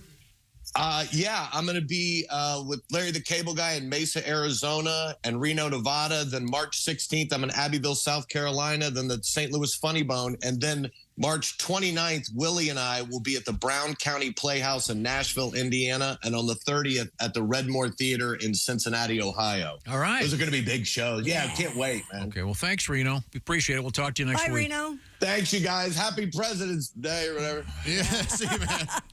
All right. Now, we have coming up, Christy, what's over there on your table? Well, we still have a couple of penis stories to get to. We have an alligator with an interesting appetite and howler monkeys in the news today. Little howler monkeys? No, cute little howler monkeys. If that's your problem, are howler monkeys keeping you up, keeping you from enjoying your favorite music? That's where Raycon earbuds come in. With the optimized gel tips that fit every ear ever made. Guaranteed to keep the sound of howler monkeys out of your music. There you go. Raycons are here for 8 hours of playtime, 32 hours of battery life, and you get amazing audio quality at about half the price of other premium audio brands. And don't forget awesome features. Raycons has noise isolation and 3 customizable sound profiles. And we do every week get many pieces of mail from Bob and Tom listeners saying how much they love their Raycons. And it's no wonder, because Raycons everyday earbuds do have tens of thousands of 5-star reviews. So go to buyraycon.com/Tom today and get 15% off your Raycon order, plus free shipping. That's buyraycon.com/Tom. You score 15% off and free shipping. That's buyraycon.com/Tom. Thank you very much, Chick McGee. I love my Raycon earbuds. They're great for traveling. You pop those in the kids' ears, hand them an iPad, and voila, silence on the plane. It's delightful. Or in the car, you don't hear, "Are we there yet?" Thank you, Raycon. Those beautiful Raycon earbuds. Buyraycon.com/Tom. Coming up also, we have purple tomatoes in the news. Mm-hmm. Real quick reminder, you can go to the Rock and Roll Hall of Fame website and vote for Peter Frampton for the Rock and Roll Hall of Fame. Please do that today. This is the Bob and Tom Show. Bob and Tom.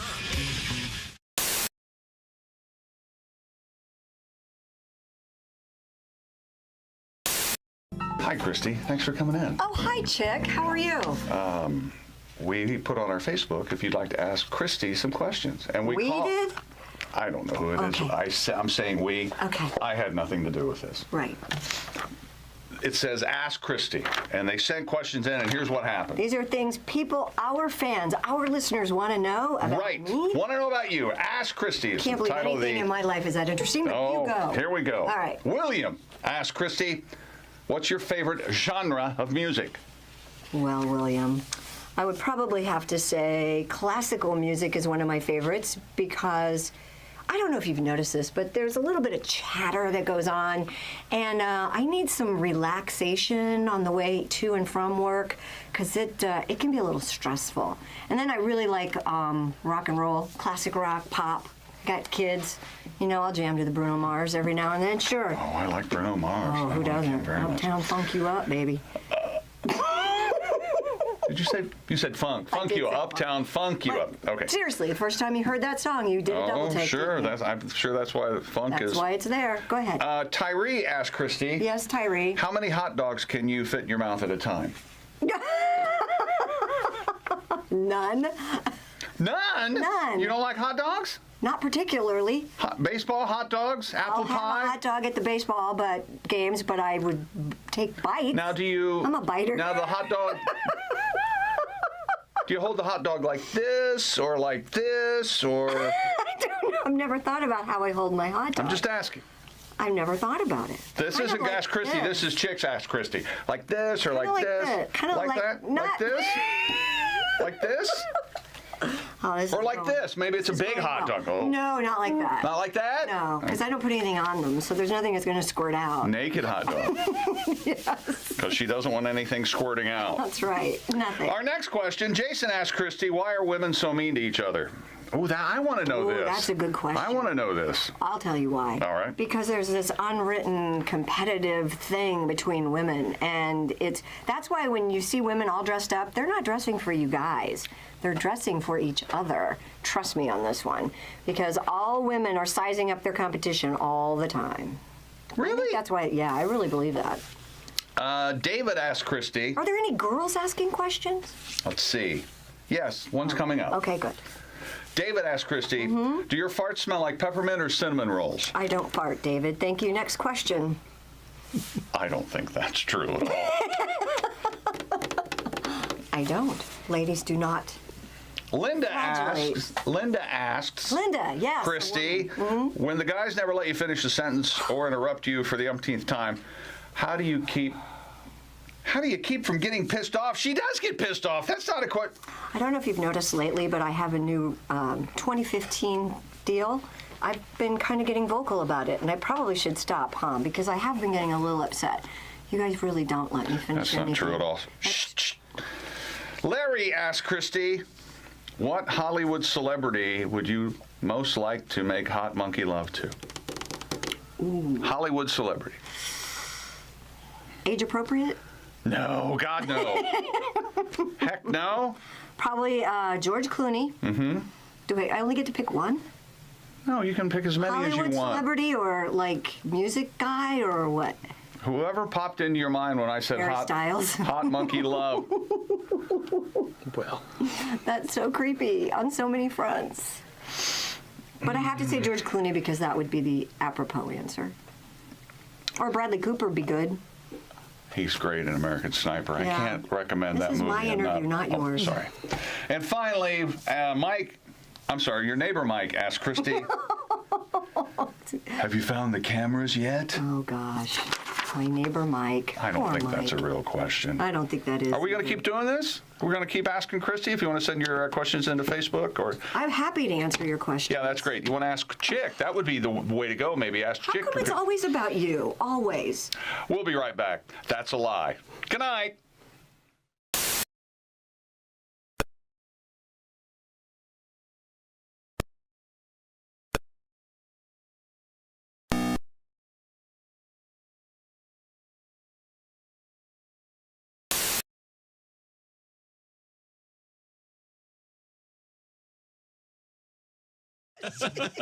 Right here. That would be, Totally naked. I think you would get, You would get, See anything you like, boy?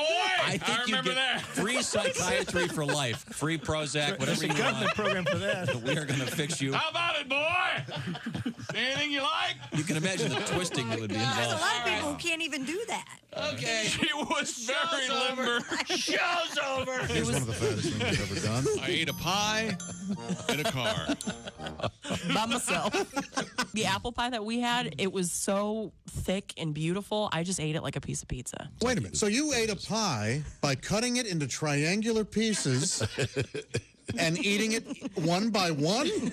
Like What a weirdo! Like a pizza. No, like without a fork is what I meant. You pick it up and you eat it like a piece of pizza. You dick. This is Jimmy Pardo. Hey, welcome back to the Bob and Tom Show. We certainly hope you've learned a couple of fun facts about the presidents of the United States today. We've been throwing them around. It's been something all morning. There's fascinating stuff. Fascinating. Oh, come on. I think you need a lesson in what's fascinating. You think a lot of stuff's fascinating. Okay, how about this one? Warren G. Harding gambled away a set of White House china at a poker game one night. Well, it was his. Isn't that something? What do you want? Well, kind of his. Was it really his? I mean, may have been gifted to him by some far-off dignitary. Probably from a hardworking taxpayer. From China. Okay. I think that's where the best china comes from. Comes from China. Hence the name? China. Now, Christy Lee is at the Bob and Tom News Desk. What have you got over there? Well, I have a peer-reviewed academic journal has apologized for publishing a study that featured AI-generated images of a giant rat penis. A giant rat penis. Yeah, according to Vice's motherboard, the paper was published in the journal Frontiers in Cell Development and Biology. One image in particular featured a rat with a dissected penis nearly twice the size of its body. Hey, what do you think of this? The study's author used an AI tool known as Mid-Journey to create the images for the article. Frontiers later retracted the story entirely because the article does not meet Frontier standards of editorial and scientific rigor. We're going to get this a lot. And apologize to the scientific community. Yes, we are. Yes, we are. Yep. Wouldn't they just eyeball that and go, there's a problem here? Yeah, you'd think. But we traced it. Really? It was that. Okay. Is the rat on Viagra? What's going on? We had to dissect rats. Did you guys? In No. school? I only got to the frog and I was done. Oh, okay, yeah. Yeah, just the frog. I didn't get to do that. I don't know if I was sick that day or... We had worm. We had worm, frog. Crawfish, rat, and then fetal pig. Yep, I got out at frog. Okay, yeah. I may have taken more anatomy classes. You did. That was one of my big things. I did worm. Cutting up animals. Worm and pig. Killing them with my bare hands. Yeah. No, you did a worm, Ace? Worm and a pig. Ah, okay, yeah. My daughter did a shark. A shark?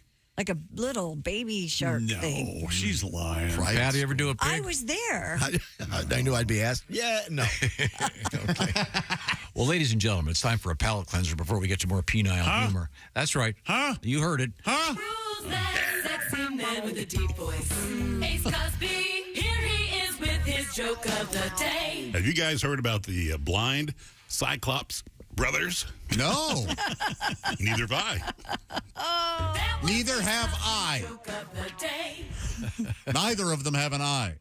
Neither have No, I. they both have one eye. Christy? They're Cyclops Joke brothers, of the you see. day, sponsored by Sleep Number. Yeah. Save 50% during the President's Day sale on a limited edition smart bed only at a Sleep Number store. Hi, James. Or sleepnumber.com. Now, speaking of dissecting things, let's dissect that joke. No. No, so they're Cyclops brothers, so each of them have one eye, right? This isn't helping. Yeah, each of them have one eye, but they're blind. So neither have I. Neither have functioning eyes. Really, what is They're blind Cyclops. Yeah, I don't think That's beyond funny. There's something wrong. It's beyond be, funny. yeah. Like Beyond Meat. Yeah. Okay. Well, let's just move forward. Christy, what else have you got? Doctors in Australia say a man developed penile necrosis after inserting batteries in his urethra. Why would he do that? Just wait. It gets better. The 73-year-old Sadly, man. they were D cells. 73? 73. Why is he messing with his penis? Went to the emergency room 24 hours after inserting 3 batteries into his urethra for sexual I gratification. bet he had the middle one backwards. Yeah, so it wasn't working quite right. You got to have the pointy thing pointing in the same direction. Though the man said he had not had issues in the past, the batteries became stuck this time. Man, oh man. Doctors removed the batteries, which were covered in a black tar-like substance. What? An operation revealed an extensive degree of necrosis in the tissue of the man's penis, Oh, that's dead. leading physicians to remove part of his urethra. You got to be dead. Oh. It's a dead penis. Oh, that's dead. Oh, yeah. That's Hey, honey, you got any jumper cables? I left the dome light on my penis last night. I gotta recharge. You know, I can't judge this guy too harshly. I tried putting batteries in my penis, but I couldn't find one of those tiny screwdrivers. You see, oftentimes. I'm very well aware. Yeah, okay. Wow. I wonder what kind of batteries they were. They were. I thought I saw in the X-ray they were the round kind. Like the size of a nickel? Yeah. Ah. Yeah. You put those in sideways? I don't know. How the heck? Or you put them in like you would a again. penny sleeve. Oh. Wow. What does it say about us thinking that like a AAA battery kind of makes sense now as opposed to the one shaped like a I nickel? could be wrong. Putting the flat batteries in I there. thought I said that to you. Let's see, batteries. What do they call that? Sounding? When you get sexual arousal from sticking things into your urethra? I don't know. I don't have that. It does have a thing later on. When he got an erection, his garage door went up. Oh. Which I think is fascinating. It's fascinating. No, maybe they're. I don't know. Maybe they're the little, like the ones that you put. They're tiny little. Oh, like for a hearing aid or something? Yeah, they're like the size of like a watch. Top of my little finger, because you can see. Look here. at that in the X-ray. It looks like boy. So I was wrong. Well, he dresses to the right. It wasn't the little round ones. It's more of the short. They're like Tic Tacs almost. The short, yeah. Huh. Ugh. Wow. And so the flesh was all blackened and dead because it was dead inside. He ain't going to be pissing right. No, not for a while. He's going to be like a water wiggle. This guy. Yeah. So he's wearing a bag. Lesson learned. Don't. He's batteries. He's wearing a bag. Remember. Do you have to have a bag for that? Tubes. Wow. Well, yeah. If it won't come out where it's supposed to come out, you got to bag it. Wouldn't that just be a hose? I don't Can you just have a hose? I mean, I have a question. I think it would just keep coming out if you didn't have the bag attached. Dribbler. Yeah. Do you load this like I think an old... part of your penis being intact is being able to control the stream coming out of your penis. There, if you had a hose coming right out of your penis, and that just the urine into your bladder coming out, it would just drip out all the time. Willy-nilly. Yeah. Right, willy-nilly. Whereas if your penis were intact, you can control it going, I'm not going to pee right now. You kind of kegel it. I'm going to wait. So this guy's loading it, though. Do you suppose you load it like an old-fashioned rifle? You think he had a tiny little... Where you got one of those, you got that pole, you got a musket. Oh, musket, like a tamper or what? Yeah, or a blunderbuss. Yeah, or yeah, tamper is what they call those, tamper, right? Pump. Yeah. Oh no, maybe they were. I wonder if they're the rechargeable batteries. Hey, honey, you got a USB-C? The C stands for Mike. Yeah. I know the Energizer Bunny came in and boom. Oh, dude, you're sick. Yeah, he did. I'm out of here. Took his sunglasses down. Okay. I have a lot of questions about this, but I know I can't ask them. Yeah, on of the course air. you can. No, okay. So if those are in there, and you get sexual gratification from them, just know it. I see what you're saying. When you, that's right. When you electrical go to complete, do they shoot out? What happens? If you're lucky. Old Jed's a millionaire. Is that what's supposed to happen? That's why you got to wear eye protection. That's right. Yeah. Is that the goal? I mean, I don't know either. Is the electrical component part of this? Why would it be? There's no electrical component. It's just the size. Heat up. Heat up. What is wrong? No. If you take a battery and put it in your mouth, wouldn't it heat up? Eventually? I don't know. I would think it would. Really? I would think. Because isn't the water, You're the not fluid supposed to do that. conducting Would you make your connection in your, Yeah, who knows? Ugh. You ever put a coin or something So you in think a it battery in shocks your them? pocket? Doesn't it heat up? I would assume Probably. maybe it gives them like a It would conduct. minor bzzz, something. A shock? Yeah, well, who knows? If you do this, will you email us and tell us? Because Don't encourage people. Staff at Omaha's Henry Dorley Zoo say they discovered 70 coins inside an alligator's stomach. Lay down your head, Henry Dooley. Dorley. Lay down your head and go Oh, well. Hey, the joke police is here. Oh, wow. Get it right. Wow. Zoo officials shared the veterinarians identified some metal foreign objects while conducting a routine health check on the 36-year-old alligator named Thibodeau. During the operation, they discovered and removed a total of 70 coins from the reptile's stomach. How odd. The zoo said Thibodeau has since returned to his habitat and is recovering from the ordeal. They have reminded guests time and time again not to throw any coins or objects into any bodies of water at the zoo. But my wish not came the true. Tivy fountain. Yeah. My wish came true. I wished that a crocodile would have surgery. Now, do you suppose they keep those, or do they? Well, one of the interns takes him to Coinstar and gets enough to get a Big Mac. Wouldn't you, if there were a crocodile, wouldn't you try to get it in its mouth? No. It's a fun game. No. It's Cigarette not hungry hippos. So We're not people are. You think people are? They throw them hoping that the crocodile was it an alligator? alligator. You know, sometimes they sit there with their mouths kind of open, slack-jawed. I'd try to flip one in there. I'd expect it to spit it out if it didn't like it. Does it say what kind of change it was? I mean, What kind of change? Would you No. throw a lit cigarette into a monkey cage and hope the monkey picks the cigarette up? Again, yes. I think I would. that was a big problem. Remember that one zoo? Chinese. They kept giving lit cigarettes to monkeys, and they were Yeah, all jonesing. I'm telling you, you stop doing that, attendance goes down. It's real fun. Sure. Yeah, End of story. absolutely. Yeah. It's cruel and horrible. But Sure. Well, the monkeys don't think so. They like it. Monkeys need some smokes. This would be a fun biology meets math class problem. Tell us about it. Well, there's 70 coins inside an alligator's stomach. Yes. Okay, how many alligators do we have? And they total $17.18. Oh, yeah, that is good. Figure out what they Figure were. out what kind of coins Oh, they my were. goodness. Let's do it right here on the air. And Well, you have to have some quarters. now the zookeeper can't do it with an abacus because both his hands are also in there. If you're going to throw, at least throw quarters. What do you think? Don't be throwing pennies in there. Why? Pennies are just as good. No, your wish won't come true. Don't be cheap. Don't be cheap. You think you can buy your way into wishes? You can. No. You're throwing a Kennedy $50. So you think your wish will come true quicker if you're at a wishing well that you throw a penny in or a 50-cent piece? The 50-cent piece comes through quicker. You betcha. If that were true, there'd be bills floating in wells like lily pads. You throw 20s in, don't you? That's interesting that you think that. Butch bucks. He wants that to really catch on. He's never going to lose the trail. A pair of monkeys celebrated their 17th anniversary together on Valentine's Day. Isn't that the Howler monkeys named Tolkien and Clyde. I'm sorry, what was the first one? Tolkien. Oh, okay. And Clyde have 4 children and spend all their time together and cuddle using their prehensile tails. Sure they do. A recent video post shows the monkeys cuddling and grooming each other. Tolkien, a 22-year-old female, was born in Port Lymphone Reserve in Lymph, Kent, where the pair live. It is Kent, yes. Kent. I said Kent. That's his favorite brand of cigarettes. Port Lymphne, Kent.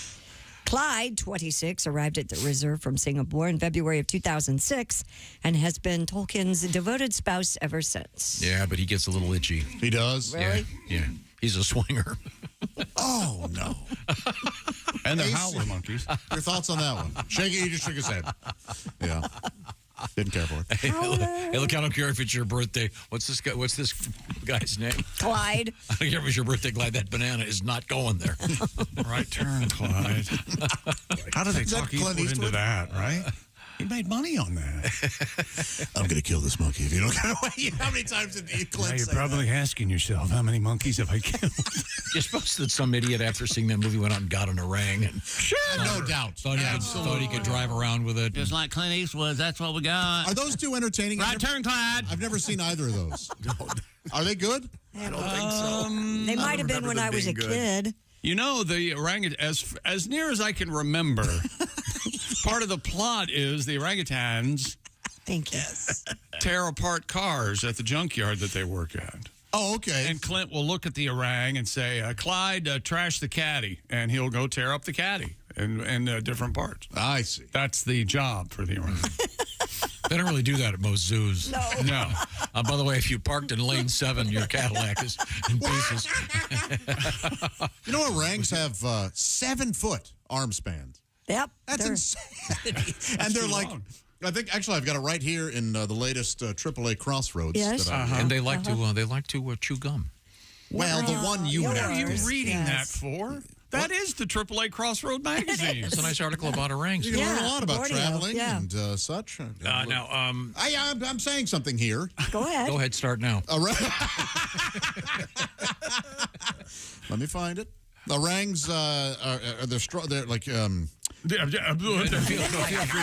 Feel free to weigh in. We'll just fold our hands and quietly listen. Listen to this. I will. Trying to. Here it comes.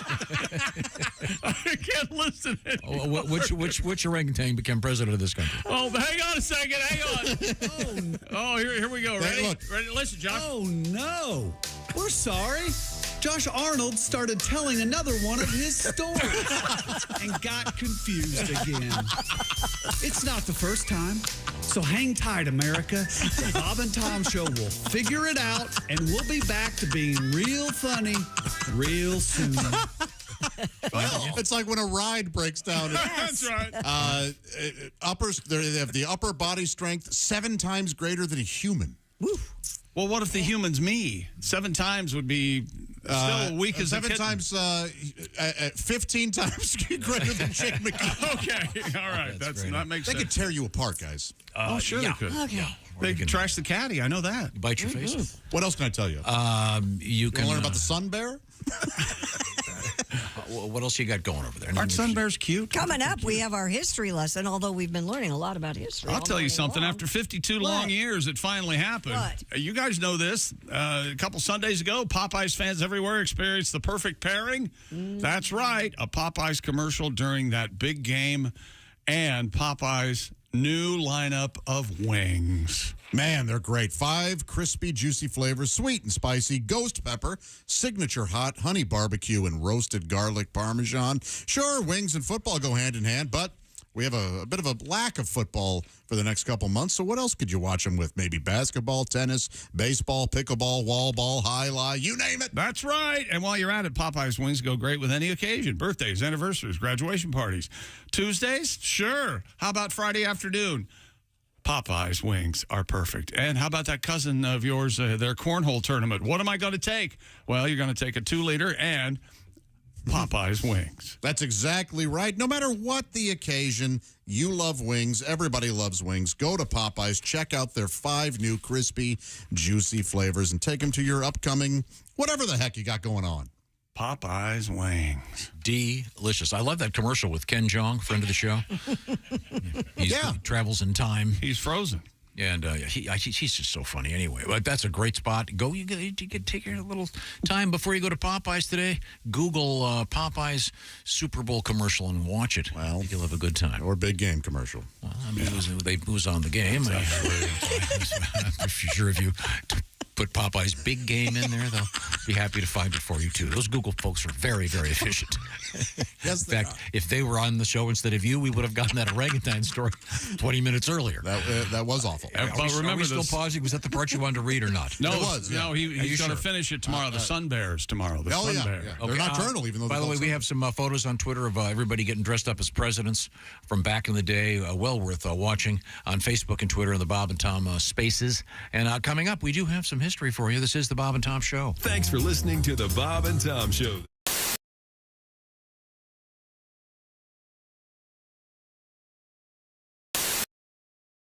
Okay, let's go see Bob and Tom. Yeah!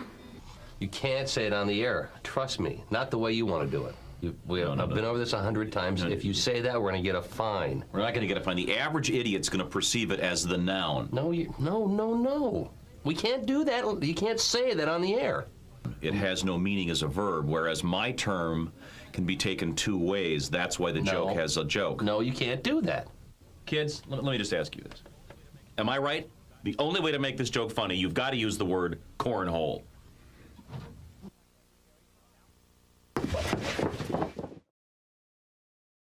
Hey, it's Josh Arnold with a food recommendation for you.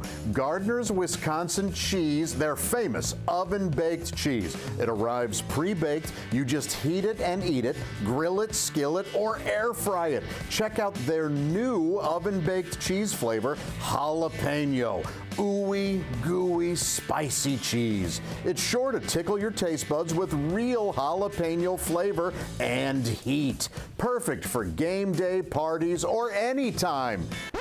Excuse me, are you serious with it? I mean, why are you doing this? Me, the real me is right here. I could easily be doing this. We don't need you, man. Look, there's only room for one of us.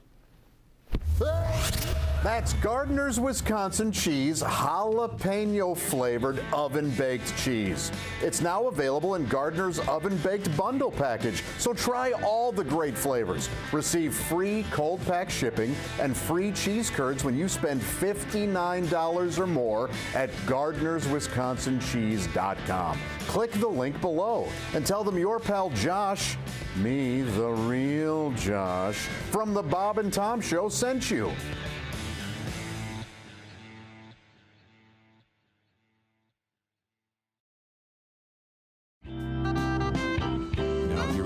Kids are, 11 is your son, right? Yes, correct. How old's your daughter? 6. 6, okay, great. Yeah, she still gets away with stuff, probably. 6 years old. She's so funny that I just refuse to punish her for anything. Right. She came up from kindergarten one day and she goes, Dad, Stacy and I were playing catch and she hit me right in the balls. She only has an older brother. She's only heard that area referred to as that. A good dad would tell her that she's wrong. I am not going to do that. I have chosen to use that to my advantage. She'll be on her first date making out with some dude and she'll be like, touch my ball. Guess who's done making out? Until at least college, because now everyone in high school thinks she has balls. Thanks, Facebook. Best daddy. Come on.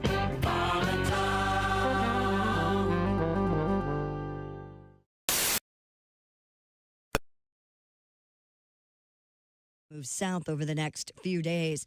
The Central Coast is at risk of significant flooding. Up to 5 inches of rain is predicted for many areas. Flood watches and warnings have been issued in coastal and mountain areas up and down the state.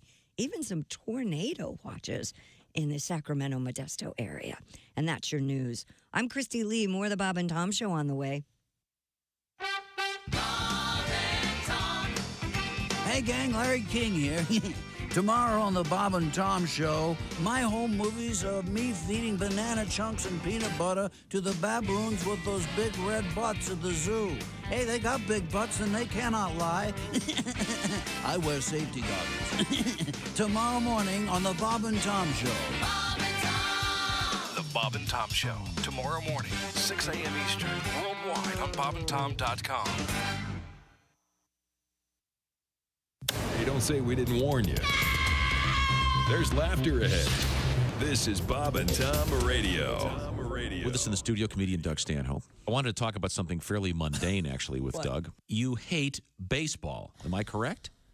Baseball players always, they look like cops so much. They're so, they're so joyless. Are you out of your mind? But no, you watch any other sport and they're happy and they're pumping up the crowd, they're high-fiving. And baseball guys, they just look so joyless and smug, and they just sit there in the dugout and they look like cops. You know how someone gets pulled over, they have no registration, and you need 9 officers, and they all stand around with their arms crossed and self-important looking. No joy in their face. So what do you do during? Because I can tell you love. I mean, I'll bet on baseball because I think that's the only reason people watch it is because it's the only thing on in the summer. I hate the Yankees. That's the only reason I watch baseball is to hope the Yankees lose, and I guess that's probably a miserable. Just because they buy their team and their fans are so obnoxious. Like if you're gonna just be cheering in the stands, pick an underdog and have some character. If you have money on the game, it's different. That's like having stock in a company. Yeah. But if you're just going to be a loudmouth, beer-fueled ass bag in the stands, pick the underdog. Rooting for the Yankees is like going to a casino and cheering for the house. You're already supposed to win. You're standing behind the blackjack table going, "Oh, dealer busted your ass, bitch. Oh, that's my dealer. I got my dealer jersey on." Hello, this is comedian John Evans, the High Plains Thrifter, and you're listening to Bob and Tom Radio. Jimmy Schubert is our guest. I'll tell you something happened to me the other day. I was in this diner getting breakfast, and I'm looking at the menu. They got this thing on the menu called a protein scramble, and I'm looking at it, and basically it's an egg omelet with chicken meat in it. Which is wrong. I mean, you don't take the eggs out of the chicken and then cook the chicken and put it in the eggs. Okay, that's too much chicken. I don't know who's back there cooking some kind of poultry serial killer, some barnyard strangler. That's an omelet that spans 2 generations. That's wrong. That's not breakfast, that's a vendetta. You know?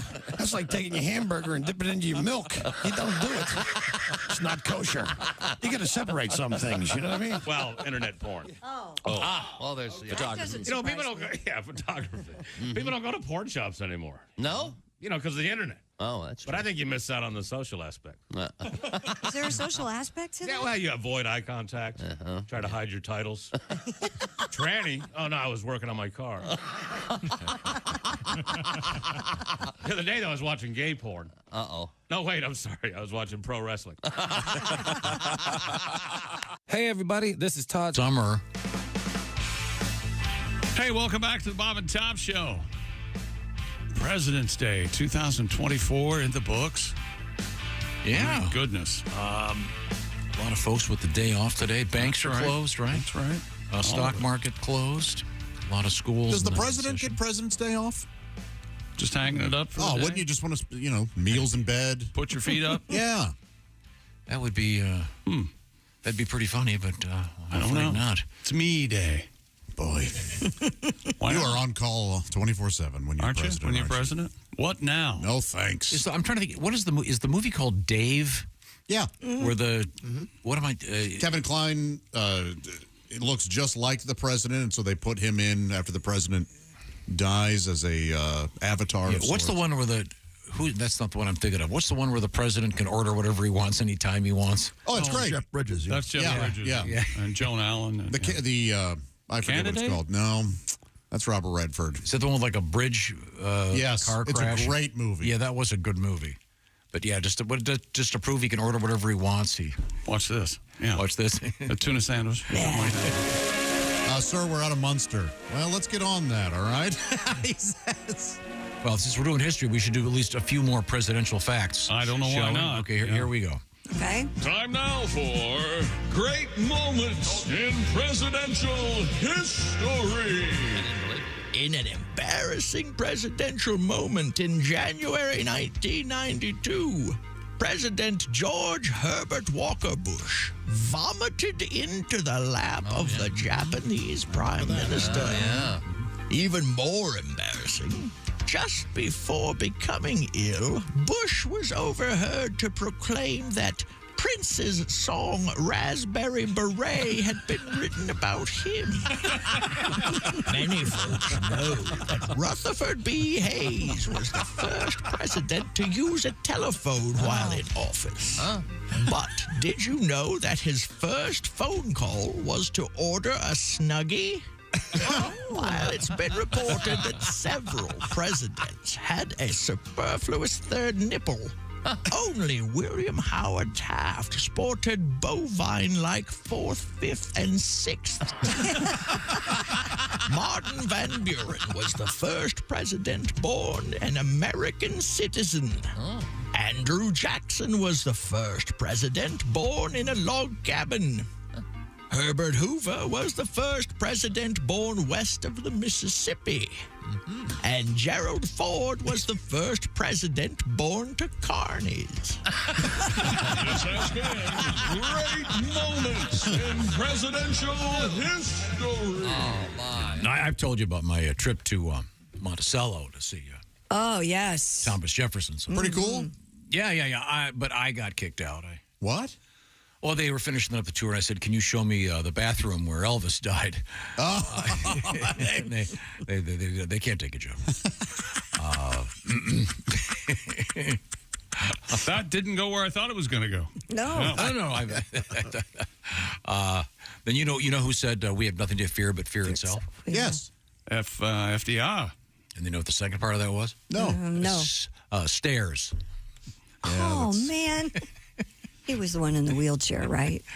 Yeah. My dad was in a wheelchair. Tell me, you get to stairs. Tricky. Yeah. Escalators, worse. I'm sorry. It is time to review what happened today in history. Happy birthday, Nicholas Copernicus. Remember who he was, Christy? Copernicus. No. He was Roman. What is Copernicus famous for? I don't know. The sun. What is the word? Heliocentric? I don't even know. The sun is in the middle. The sun is the middle of the He universe. wasn't a Greek god or something? Right. No, you said that the Earth is not the. I mean, the sun is the center of the universe of our solar system. Gotcha. They thought the sun went around the Earth. Yeah, right. But that's not the case. You see, And then the flat Earth. Not anymore. And Kanye West thinks he's the center of the universe. Smokey Robinson, born in this date in 1940. Boy, oh, here's a good one for you. Yeah. Tommy Iommi, 1948. You know who that is, Christy? He's been here. He was Tony. in... Tony. Yeah, it is Sorry, Tony. excuse me, Tony, sorry. Santana? No. He was in here. You might have Satan and Satana. Satana mixed up. Tony Iommi. Ozzy Osbourne? Yeah, Black Sabbath. Black Sabbath. That's what I was trying to say. Satan, Sabbath. He had he had some weird facial hair going on. Like some of it, there wasn't. It looks like he had something. And whiskers implanted in his face. With his left hand, he has like fingertips things. He burned his hand or something. Yeah. He's got like special tips on his finger. Friend of the show, Jeff Daniels, great actor. Yes. Happy birthday, Jeff. Born in 1955. And a good singer. I like his stuff. I do too. Okay, you know who this one? This is Henry Alugasgun Adiola Samuel. Yeah, he played Fonzie. That's not Henry Winkler. Oh. On the original Happy Days. Oh, yeah, that's back in the 30s. He's most famous at SeaWorld. Who? SeaWorld? Yeah, a seal. Seal. Oh, my God. Oh, that's not... Sorry. Congratulations. That's the worst thing you've ever done. That is one of the worst. The Donner Party was rescued on this date in 1847. Some of them. Yeah. Do you ever use it when you go to a restaurant? No. They pay Donner Party at 5. Your table is ready.